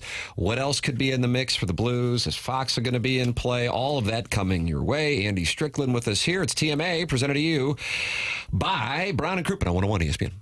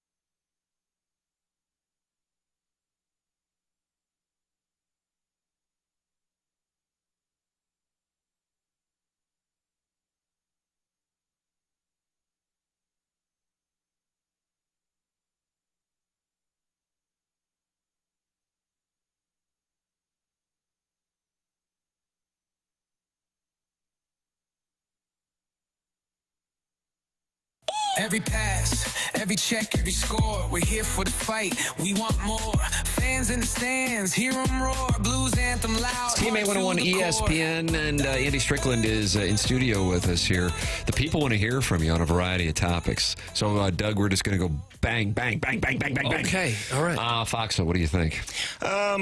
It's been very quiet outside of St. Louis. Nobody's even brought up his name. The issue is, he made over $3 million last year. The Blues acquired him on a contract that he had signed with Dallas. So he's going to have to take a significant haircut, I would think, to return. But the fact that everybody's gone silent and the reality that they were trying to sign him leads me to believe that he's going to come back. He really liked it here. But again, everyone's gone radio silent on that front with Radek Faksa. But I haven't heard anybody bring up his name outside of St. Louis in connection to another team. The Blues want to bring him back, and they hope to get it done. So we'll find out officially later today. Harrison's brother, Master, has wanted to see Jordan Kyrou traded for a number of years, and he writes in, so the Blues don't want to trade Kyrou and want to bring in Granlund. Are they trying to be the softest team in the league? Oh, I think Granlund, if you really watch him play, is one of the most competitive players, certainly one of the most competitive players available in free agency. This guy, if you talk to scouts who watch him on a regular basis, coaches who have coached him, teammates who have played with him, that's all they talk about is how hard he works and his work ethic and his versatility and, how much, he brings it every single night. That's kind of who he is. It's always been his reputation. He's a good player. He had a good playoff with Dallas, too. He can play with good players. But again, it's your options aren't very long right now when you get to the list of players who can come in and help you in that area. So unless you're talking a trade, and again, they tried to trade for him before. He's fast, he's quick, he's not going to slow you down by any means. And again, he plays very, very hard in terms of the work ethic that he brings. I think he'd be a really good fit here. I haven't talked to a single scout or a coach or anybody who has had really anything negative to say about the guy. Texter asked if Holloway could play center. He has played center. He played center at Wisconsin a little bit. I know he played center growing up, and he played some center even last year in his first season here in St. Louis. Not a lot of it, but he did play a little bit in the middle. I don't think that's the best position for him, just in terms of what makes the Blues the deepest and just in terms of having everybody aligned properly and giving you the real depth that you need to compete. I like him on the wing, but can he play center? The answer would be yes. Much like Buchnevich, but again, it's not the position you probably want to put him. Mitch Marner going to Vegas, and Alex Petrangelo with his statement that certainly indicative of what could be the end of his career with his hip. And then we get this text from a listener, Brad and Boca. We've seen this Petro situation before. They use his cap money to sign Marner, and Petro will be back in playoffs game one for one last postseason cap circumvention before the rules change in 26-27. A lot of people reacting to the timing of that with skepticism. What can you tell us about Petrangelo? Well, this has been known, I think, internally for several weeks that he wasn't going to play this season. I tweeted it out yesterday morning that he's been dealing with this hip injury that, I think the team was kind of pushing him to get surgery. Initially, he was going to have the surgery, and after talking with doctors, I think the idea was, hey, maybe we hold off on the surgery, let's rehab it, and let's see if it gets better on its own. But he's always cautioned it by saying the chances of him returning and it getting better is very, very slim. My guess is he doesn't play again. I don't think this is one of those situations where he's going to sit out the entire season just so they can sign Mitch Marner. That's not a very Alex Petrangelo thing to do, just to sit out the entire year. He's going to want to play if he's healthy enough to play. But again, I guess we'll find out once you get to Christmas time or whatever. And if you hear that he's skating and he's all of a sudden trying to come back, then I guess a lot of people's speculation was accurate. I will say this about Petro, though. I think you get to a point where you've made so much money, you've accomplished so much. He's a two-time Stanley Cup winner. He's got the international hardware to go with it. Never won a Norris, but I think he's put together a resume that certainly, has him, I think in the most people's opinions as a Hall of Famer. How much do you really want to put your body through at this stage of your life to go through that type of surgery, which, as they said in the statement, it's not even guaranteed that it's going to perform the way that you hope it will and that he's going to be able to get back and play. So I think there's a risk that goes along with that. I mean, to go through that type of surgery, put your body through it, I just don't think he really wants to do that. So Vegas could be guilty of what everybody's assuming, but maybe this is not one of those examples. Yeah. But it wouldn't surprise me. How active do you think the Blues are going to be here over the next handful? I don't think Take your pick. Crazy by any means. I mean, their roster is pretty much set, and they're not looking just to add players to add players. I mean, I think they have an eye on a specific handful. You know, you just wonder if Nate Schmidt would be a guy that they would maybe look to bring on board. He just won a Stanley Cup of Florida. He's a defenseman. He's a left shot, but he can play the right side. You know, you get to some other guys. I know there's some other centers available, like Christian Dvorak, for example. Puis Suter's another guy who played in Vancouver last year who put up some numbers. But I don't think people really view him or either of them as a true top six center or a second-line center. So I don't think there's a whole lot of interest there. Andrew Mangiapane, who played in Washington last year. Where did he play last year? He played in Calgary several years. And he's scored a number of goals. I mean, could he be a guy who can play the wing and play center? Do you want to plug and play with those type of guys? I don't know if that's where they're at right now. I think their full attention right now is trying to get this done with Michael Granlund. They'd like to get this done. But again, he's got some family, I don't want to call them issues, but some family dynamics that I think require him to play in certain markets. So not to say that he couldn't play here, but it wouldn't make things easier on his family situation. So I think that's something that he's weighing right now. But I think he also looks at St. Louis from a hockey standpoint as the best fit that he can go to have a chance to win. There he is, Andy Strickland, kind enough to spend the hour with us here on TMA. Always enjoy it. What else can we? Let's promote the Cam and Strick podcast. I was watching the episode. I really enjoyed the Cam Fowler interview. Thanks. Yeah, that he was great. That was a great interview. Yeah. Big fan of that. He's a good guy, too. You just wonder when they're going to try to look to lock him up. Yeah. You know, I thought maybe this summer would be the time to do it.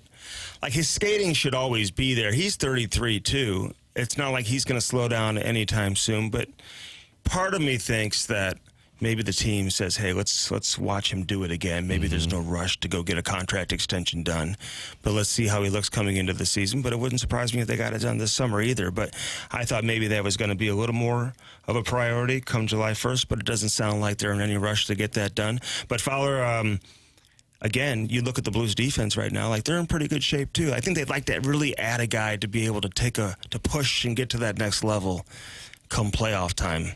So, again, I'm like everybody else. I'm eager to see what they do today. Andy Strickland with us here on TMA, kind enough to spend the 9 o'clock hour with us and also invite Alec Burleson to a Blues game for a make-good from what Doug called the most unfortunate incident in media. By the way. It's clear it's still eating at him. You can tell. It's clear he has no idea what the hell I'm talking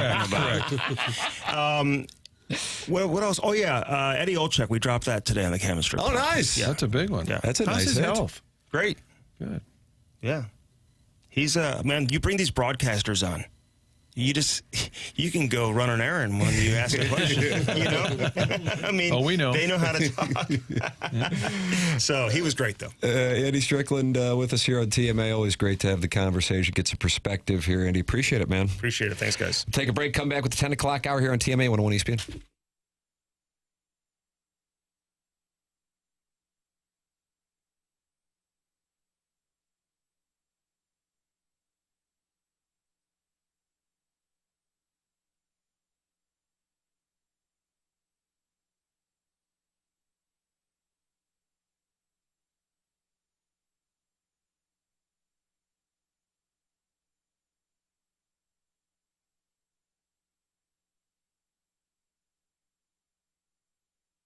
Let's talk about a local gem. Let's talk about Dent Express. That's right, Dent Express is local and in the St. Louis area and the place to go if you are looking for paintless dent removal. They are the experts. That's Gray Wilson and his team, operated right here in St. Louis since 1992. They're not just good, They're experienced. Their techs have been with them for over 20 years. That means you can trust the people working on your vehicle. They offer free evaluations, no appointment necessary, and they'll even handle everything with your insurance. That's right. You drop it off, then they take it from there. They'll work with your insurance right from there. You don't have to worry about it. They're open Monday through Friday from 9 to 5 and located in West County. Call 636-227-5050.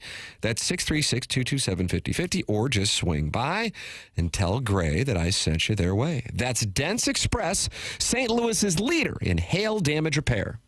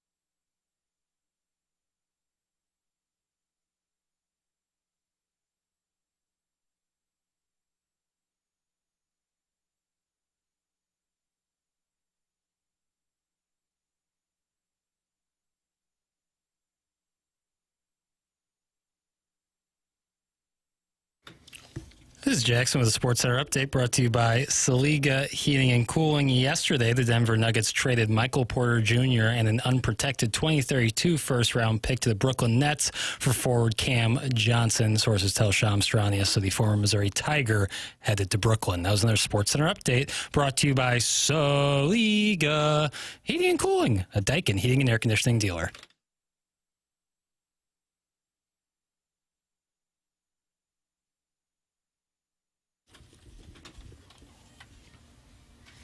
Is this a remix, Doug?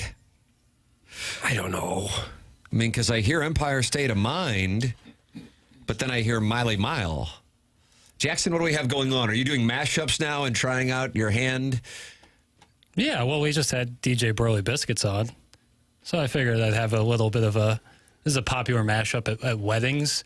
You'll see this a lot of DJ will Sweet Sweet Kai play it while he was being taken by the recovering alcoholic from Belleville and Webster Groves. Not much of a dance floor at the Sweet Sweet Kai wedding. What was the problem? No problem. It was a small wedding, and it was like in the backyard. Real estate's so expensive there, they can't afford much of a dance floor. So there was no DJ or anything. Like there were some tunes being played and people dancing around, but I would not say there was. Put their iPhone on a lantern? Yeah, put it in a red Solo cup. That's actually how I listen to TMA, driving to Ladue Horton Watkins every day. In a Solo cup?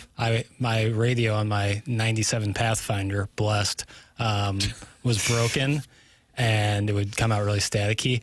And so I would live stream it on the like on my phone, and then drop it into a red Solo cup so that it would amplify it a little bit. That was me. It's 7 a.m. every morning driving to school listening to TMA. This guy, he's a loyal listener now, Doug. Okay. He's a star is what he is. He's a star. I'm going to make you a star.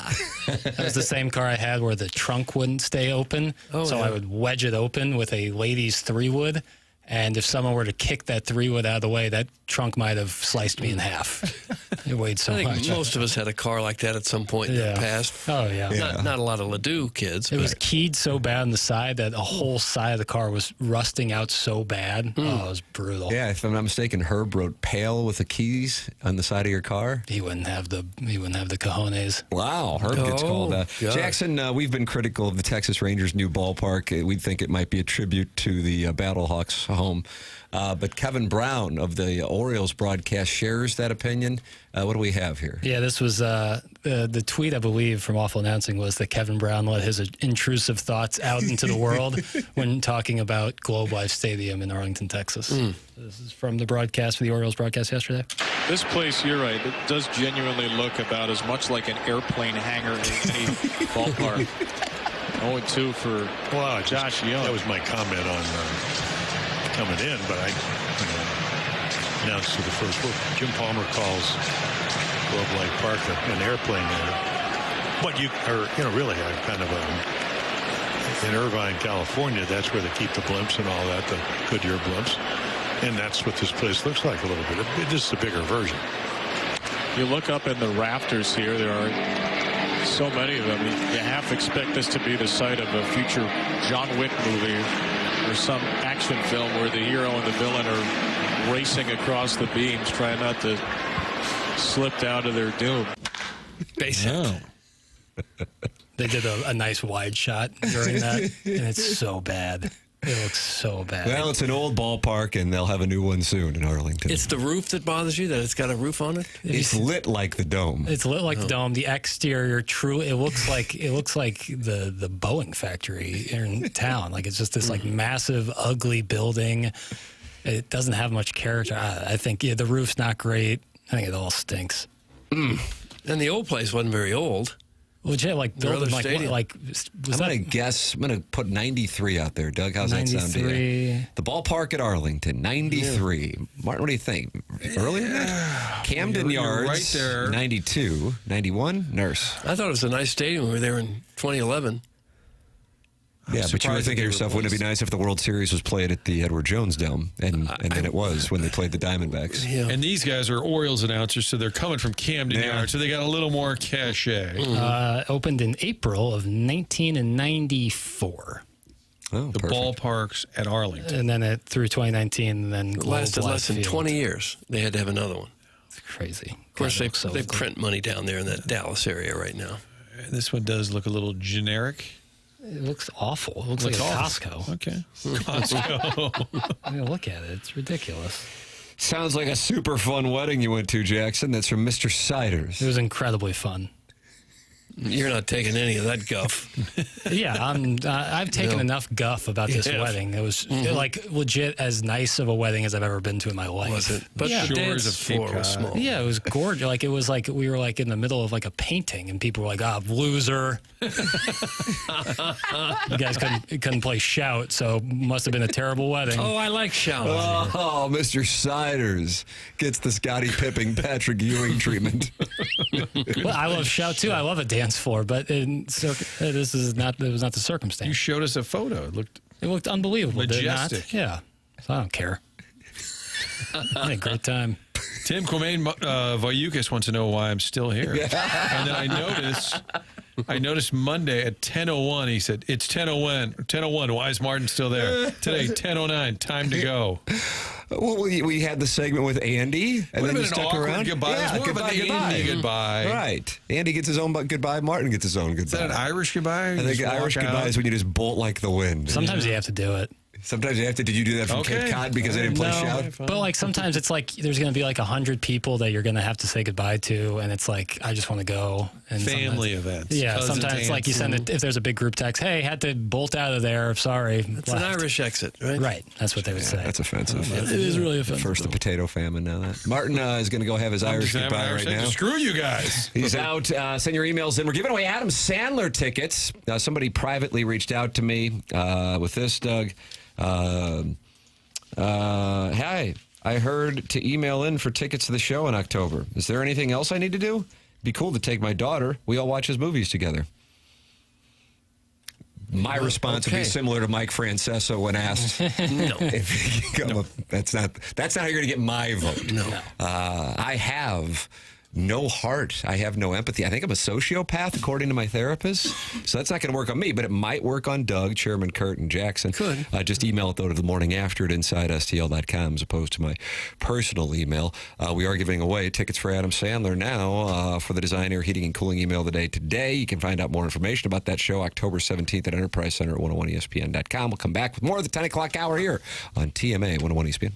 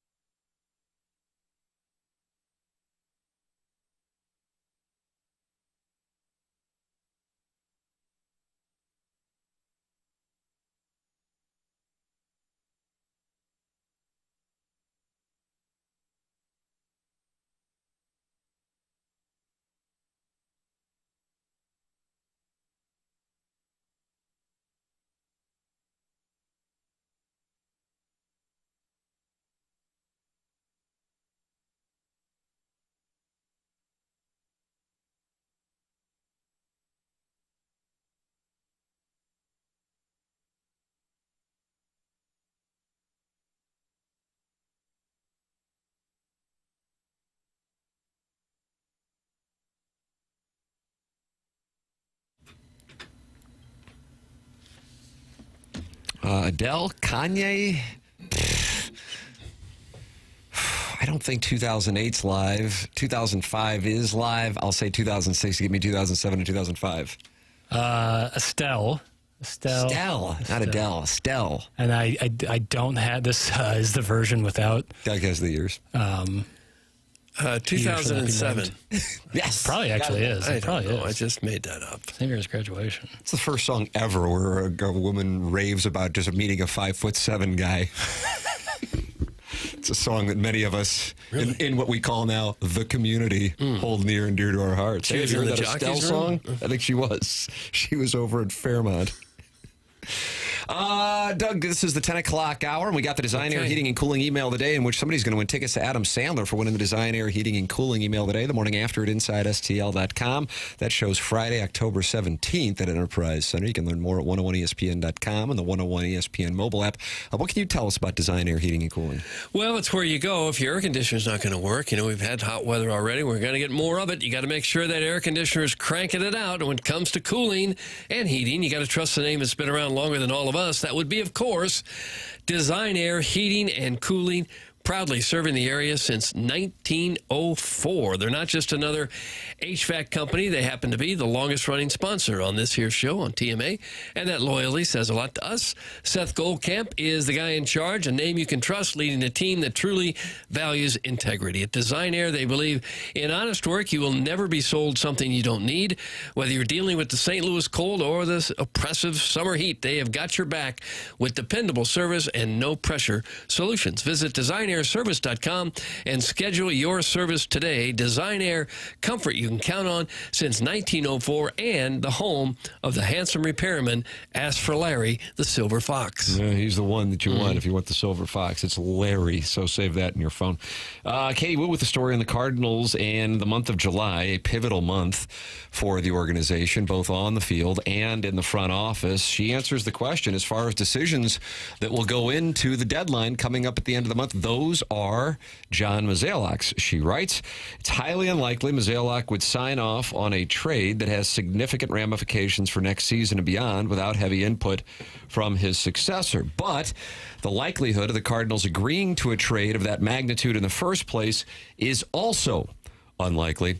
As competitive as they've been this year, the focus remains on the future. Doug, what is your reaction to that? Well, I can see that is definitely the case, where they're a contending team right now, and so they have to focus on this year and not get too far ahead of them. She writes, barring a collapse, it's highly unlikely the Cardinals will be true sellers. However, it is equally doubtful the Cardinals commit to an all-in approach. The organization has an opportunity to trade away players, bolster the farm system, and open up major league opportunity for a handful of players and improve. While doing so, then Katie cites the Detroit Tigers of 2024 as an example. And then with regard to that, who the Cardinals could be looking to trade while still trying to remain in contention. The names Helsley, Matz, Fetty, Maton, and Michaelis all come up as players in the final years of their contracts, but she says Michaelis has a full no-trade clause, and it's improbable the Cardinals will go to him to waive it. And that's what John Mozeliak and Miles Michaelis told us when we were down in Jupiter, Florida 4 months ago. But she writes, Helsley's case is complicated. The two-time All-Star has seen his ERA jump to 3.41. That's nearly 1.5 runs above his 2.04 mark last year, and his fastball command has been erratic, yet he remains one of the game's top closers, and contending teams will overpay for an elite ninth-inning arm regardless of expiring contract status. If the Cardinals consider themselves contenders, would they trade their top reliever? If they keep him, do they risk letting him walk in free agency? St. Louis may receive such a strong offer that it feels compelled to move Helsley, but the internal conversations have suggested the opposites. The Cardinals may feel inclined to hold on to Helsley and decide on his future at the end of the season, weighing the risk of losing out on a return if he walks in free agency. So Helsley may wind up sticking around, and the Cardinals may just let him walk at the end of the year. If they have a chance, you can't deal him now. I mean, you've lost a big chunk of the fan base already the last 2 years. If you got a team in contention, then you trade your closer, I think there'd be a revolt. I don't think you want to do that at all. There is a chance, however, that the Cardinals could fall apart here in July and be 10, 11 games out and you're not really in contention, and then I could see them, anything's possible at that point. But right now, when they're still close, I don't think you can do that.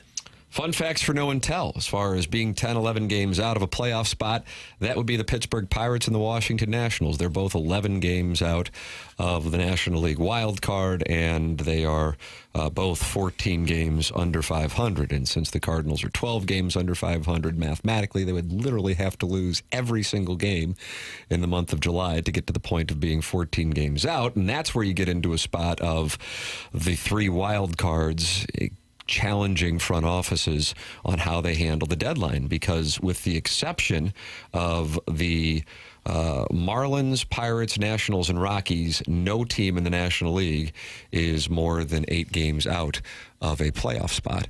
And that is the way that it will tend to work. And then you go over to the American League, and with the exception of the A's and White Sox, no team is more than 7 games out of a playoff spot. So that's what creates a weird spot for playoff teams, because you sit there and go, God, we're kind of in it, and we don't want to send a message to the fan base that we're out of it, but we know we're probably not in it. And so that is what the expanded playoff format has created, is front office purgatory. But it has to make the league very happy that all these teams are still in it. There are a few bottom feeders there that are hopeless, but the overwhelming majority of teams are still in the race, still very much in the race, and as we hit the 1st of July. Yeah, I think at this point now you should maybe just let everybody in minus one team, and then everybody can be in the playoff picture. Trade Helsley, move Maton to the closer, and then sign Helsley in the offseason if you want him back. That's from Doug Glatt. Doug, he just gave the game plan. It sounded plan. like he was yelling at us. The way you read that, it sounded like he was yelling at me. You can trade all those players, but we will get absolutely nothing in return. We need to suffer through the season with them and let them walk next year. That's from the 314. We need to suffer. Why do we have to Has suffer? this season been so far suffering? Right now, they're a playoff team. Yeah. They are in right now, as hard as that is to believe. And according to the song, they're going to be in first place by mid-July. That's correct, and we're going to be on a pontoon. That's right. Series against the Cubs coming up, so yep. Yeah, that'll be a great opportunity. That could be a pony, huh? Oh, yeah. 4th of July weekend in Chicago. I bet it's going to be good weather up there. I'm going to kind of be in that area, so. Are you going to go to the game? Not that close. Probably be closer to the Tigers game, but Chicago this weekend is going to be a little chance of rain, but a little hot on Saturday. 94 a high. Now you can take your shirt off. Man. Yeah, Doug, you could take your shirt off in the bleachers? Yeah, I probably should. I'd take my pants off, too, if it's that hot. Clip that off. Let Helsley walk, then bring up Tank Hentz in the offseason. That's from the Warren County Wizard. Well, it's not that easy. Straight from Double A.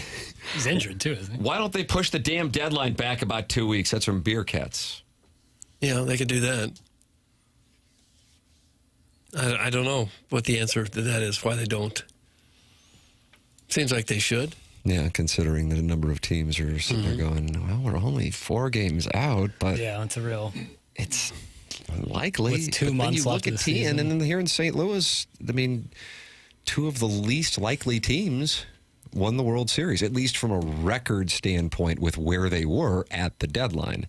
Or in the case of the 2004 Cardinals, you go, man, that team is one of the greatest we've ever seen, and they get swept out of the World Series, but that's in part because Chris Carpenter got hurt in the middle of September. Your thoughts are welcome, 314-399-9646. You can also email in Adam Sandler tickets on the line the morning after at InsideSTL.com, and go to 100westdental.com to work with Dr. Brandon Pryor and his team. Mention my name, and you get $1,000 off Invisalign at 100 West Dental. Online at 100westdental.com. That's one of the very few dentist offices that offer virtual consultations with the doctor. They are located on Manchester in Baldwin. No dental insurance, it's not a problem. The membership plan aids in the cost of dental work for those who do not have dental insurance. Overall mouth health is important to the rest of the body's health, and that's part of partnering with a dentist. Make sure you get checked up with 100 West Dental. Huge offer going on now. If you mention my name, you get $1,000 off Invisalign at 100 West Dental. That's 100westdental.com or by calling 636-585-0100. This is TMA. It's presented by Brown and Crouppen on 101 ESPN and the TMA STL YouTube channel.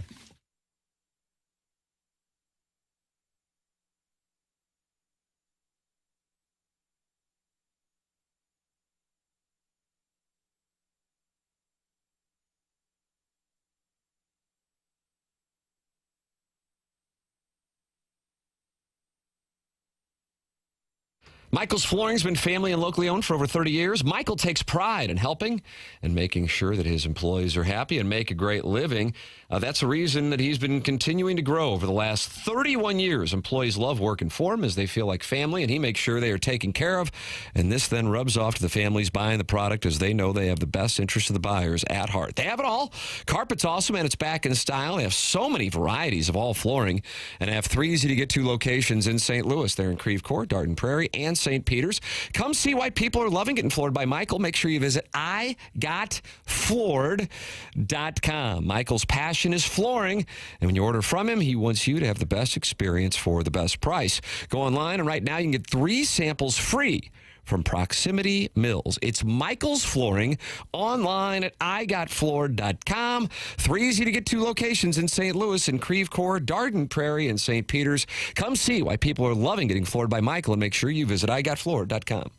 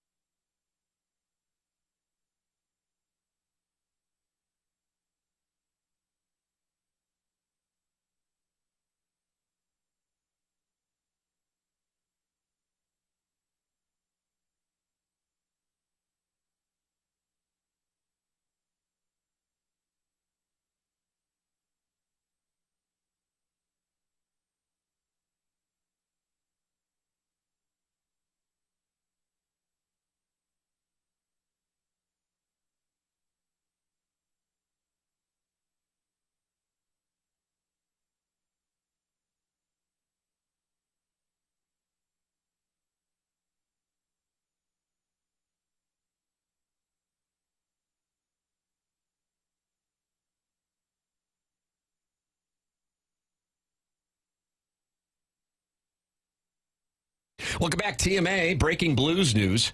Logan Mailloux, per Elliot Friedman, is coming to St. Louis. He reports this is not a Cairo deal. He is working on the full move. Doug Mailloux is a 22-year-old, 6'3" defenseman coming from the Canadiens. And he has spent time in the organization going back to when he was picked 31st overall in the 2021 draft. And Jackson, you've been following his career, and you said there was some controversy attached to him. What's going on? According to an article here on ESPN.com, he was fined by Swedish authorities after admitting to 2 charges related to sharing, without her consent, a photo of a woman during sex. He previously said he deeply regrets taking and then sharing that photo with his teammates to impress them. Quote, Mailloux underwent therapy and counseling and participated in a personal development plan. That's from ESPN.com. Talking with the non-ling, he says to his credit, he's owned it, took himself out of the draft. Montreal picked him anyway. He's done a lot of public growth, accepted his fine by Swedish courts. Good young right-handed defenseman, and had that controversy surrounding him, but he has been with the Canadiens organization, and we are looking for the full deal from Elliot Friedman, who says he is going to get that, but it is not a Cairo deal. So, Doug, the Blues are adding a young defenseman from the Canadiens, perhaps illustrating that those two teams were talking. And then the byproduct became, okay, we're not going to do a Cairo deal. That's not happening. But since we're talking, this is who we're interested in. Mm-hmm. No word yet on who's heading the other direction. Right? No word yet on who the Blues are trading. Yeah, nothing there yet. This is all just coming out here in the last, 5 minutes. But he hasn't been a star player. He's just pretty much had a cup of coffee with the Canadiens so far, right? That's from what I'm reading. 7 games with the Canadiens this year. Played with them for a game in 2023-2024. All right. So you wouldn't think the price would be too steep that the Blues would given up. But we shall see. Kids make mistakes, grow, and move on. He might be a good addition. That's from Joey Vitale's Orange Scully. Mm-hmm. Last year in the AHL, 63 games, 12 goals, 21 assists. Pretty good for a defenseman. I'll always respect that Doug believes in second chances and people making right for themselves. That's from the 636. Well, I do. I mean, especially as a kid. I think if that could be revenge porn, that could be a felony in some places. So it's a serious thing. Sorry, Doug, I didn't mean to cut you off. It looks like the Blues are sending Zach Bolduc. Zach Bolduc is going to Montreal in exchange. Really? Yep. How about that? Zach Bolduc going to Montreal in exchange. Surprised to hear that. They must think that this guy's pretty darn good defenseman then, because they had, they thought a lot about Bolduc. Wow. This news just breaking. Zach Bolduc heading to Montreal in exchange for Logan Mailloux. This news just breaking here. And that is who is heading back to the Canadiens in exchange. Bolduc just scored 19 goals for the Blues, only 22 years old. Came into his own under Montgomery, that's for sure. Yeah, I'm surprised they would have to give up that much. Of course, I don't know much about this guy that they got, Logan Mailloux. And the people in the Air Comfort Service text inbox are not happy. No, they won't at the initial reaction that Bolduc is the one going to Montreal. I think the thought process was, okay, this isn't going to be for a significant exchange, and now Zach Bolduc is the one. So the news just breaking here on 101 ESPN. Logan Mailloux coming to the Blues, 22-year-old defenseman, and he is going to come to St. Louis in exchange for Zach Bolduc heading to Montreal. There is the news just breaking here this morning as the Blues are active, but it's Zach Bolduc. And the reaction, Doug, I am reading it, and it is not happy, and I'm going to have to edit on the fly because there's a lot of profanity coming in. Stop cursing. From the 618, what the F from MD 2020. This D-man better be damn good. That's a big price to pay. Okay. The Big Show. Tell me this is a joke. Is this one of those trades that we're going to look at right now as WTF, but in a few years he's going to be our next Chris Pronger? That's from Magic Beans. If you can't move Kyrou, Bolduc is stuck for moving to the top 6. He's also blocking Dvorsky. That's from Yasiel the Boy Puig. Mr. Sider is usually focusing on Jackson's 7-iron distance, writes and then it's profanity and it starts with F, but then he adds a large number of K's at the tail end. I love Army, but this is a dumbass move. That's from Man Love.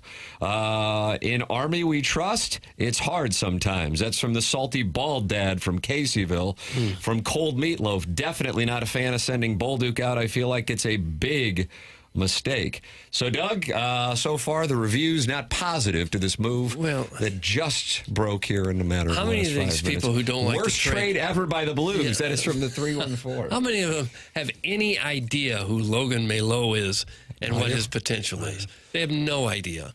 We don't have any idea. You have to trust Doug Armstrong at this point, don't you? Hadn't he built up some equity in deals like this? I mean, there's one thing about hockey is when you're talking about minor league guys, we don't have a clue. The average fan doesn't have the first clue what these guys bring to the table. Bishon about sports makes a good point, though. He says, was there no way it could have been Eric Fetty being sent back to Montreal? Yeah, there was no way. But it's a different sport. They might have dangled him there to see if the Canadians would bite, and they didn't. Kind of like a package deal. Larson Woods Wacko says he loves the trade.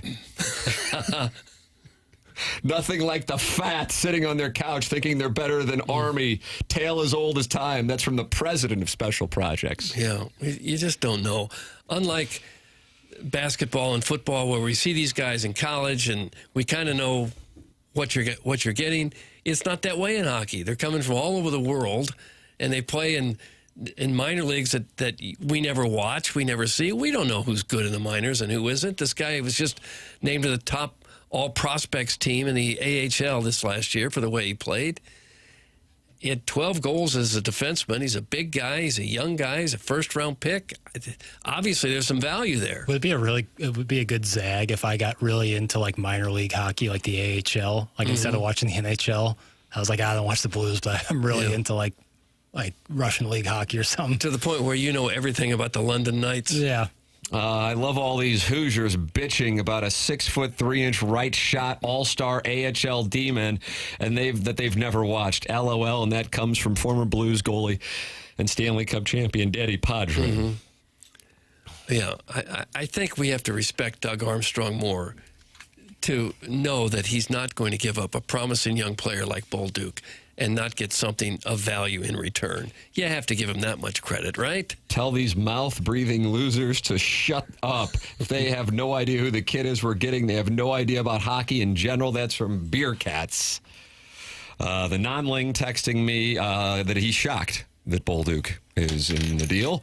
He said there's winger depth, but Bolduc had a clear runway to the top 6 since he could play both wings. So that is from the non-ling. So we've heard from the non-ling and Daddy Padre and a wide variety of people who unfortunately are being labeled as heavy set just because they either like the trade or don't like the trade. And that's just... Watch your caloric intake before you... Even if they weren't heavy set when they sent the text, after it got sent, they gained at least 50 pounds. All right, we will have more on this coming up throughout the day here on 101 ESPN. This trade just breaking once again. The Blues sending Zach Bolduc to Montreal in exchange for Logan Mailloux. He is a 6'3" right-handed defenseman, 23 years old, picked 31st overall in 2021 by the Montreal Canadiens. That is the news just breaking. I'm sure we will have more throughout the day here on 101 ESPN. We'll take a break, come back with more TMA, 101 ESPN.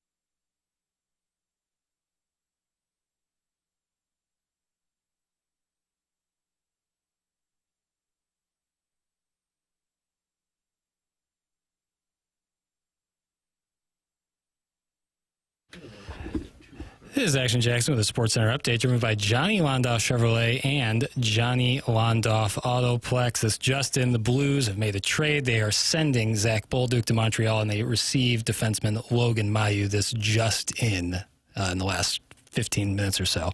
That was our Sports Center update driven by Johnny Londoff Chevrolet and Johnny Londoff Autoplex. See it at Londoff.com. Chevy, together we drive. Are you kidding me?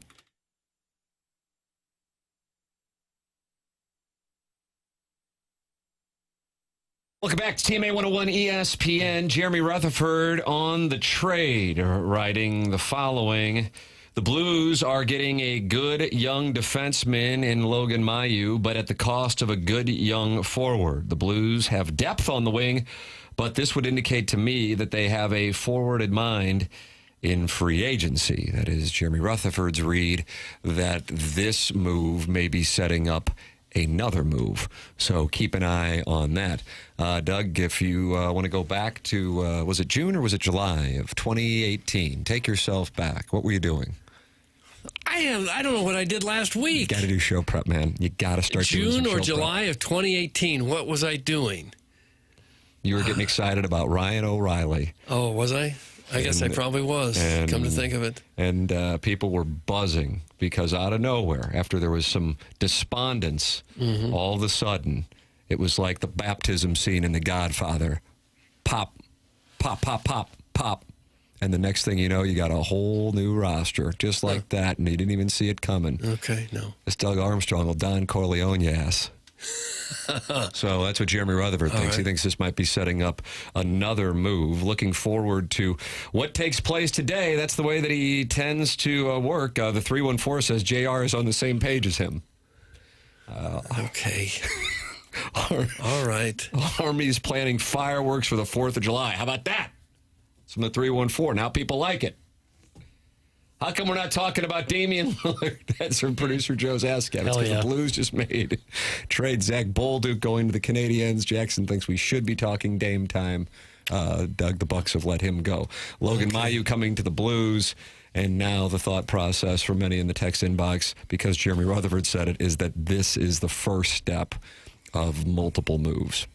That's why they would be doing it, because on the surface, just getting a guy who has played 8 games in the NHL for Zach Bolduc would not make sense. No, so that's putting people it wouldn't. in a better state of mind. All right, we've got to do the design, air, heating, and cooling email today. Before we do that, you're going to tell us about Mark Milton.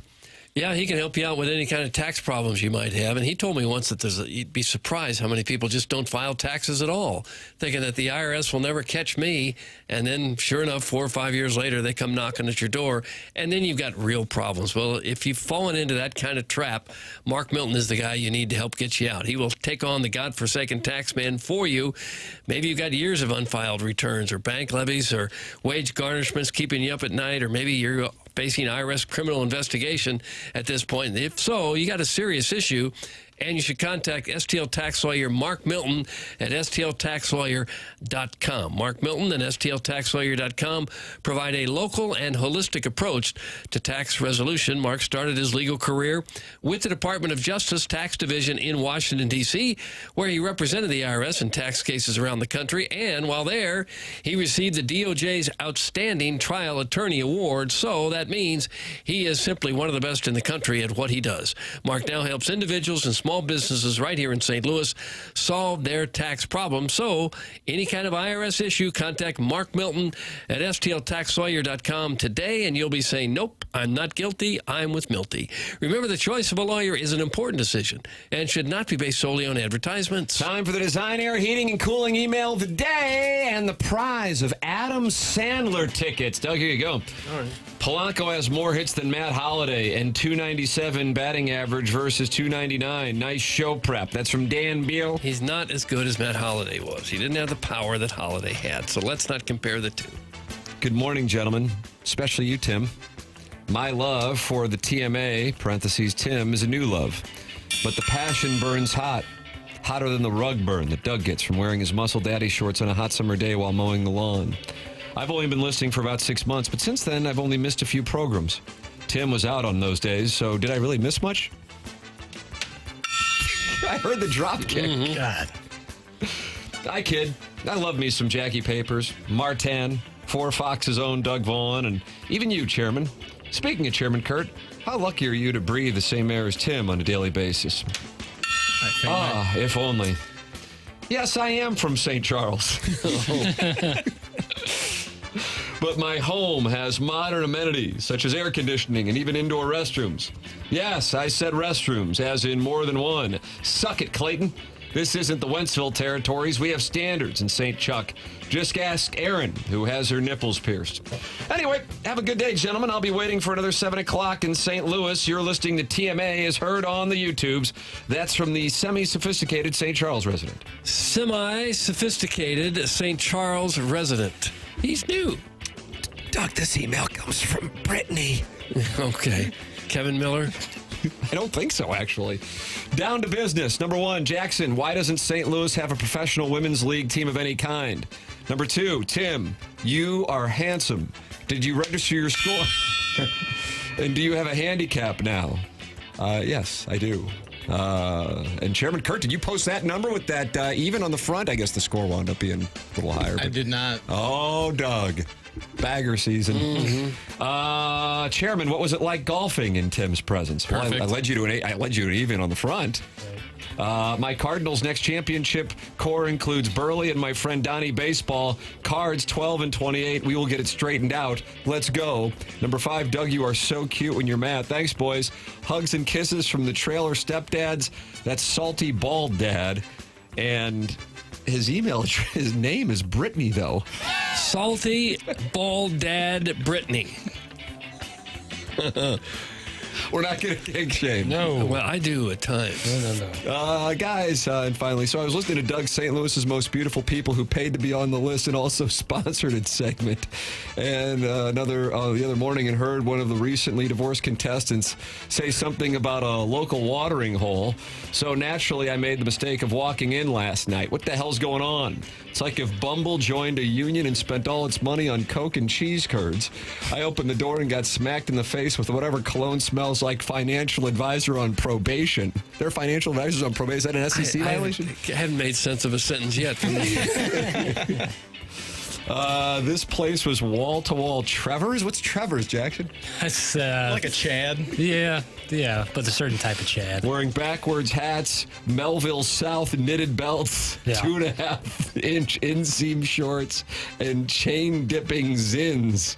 At one point, I heard one of the Trevs tell another Trev he was blowing up on LinkedIn and about the Vinny Chase of Chesterfield. The girls' midnight missiles. Every single one looked like she runs a lash business out of her Pontiac Sunfire and is thinking of soft launching a podcast about wanting to put future real estate boss bitch in her bio. And dude, the tables had sparklers like we were at Excess in Vegas.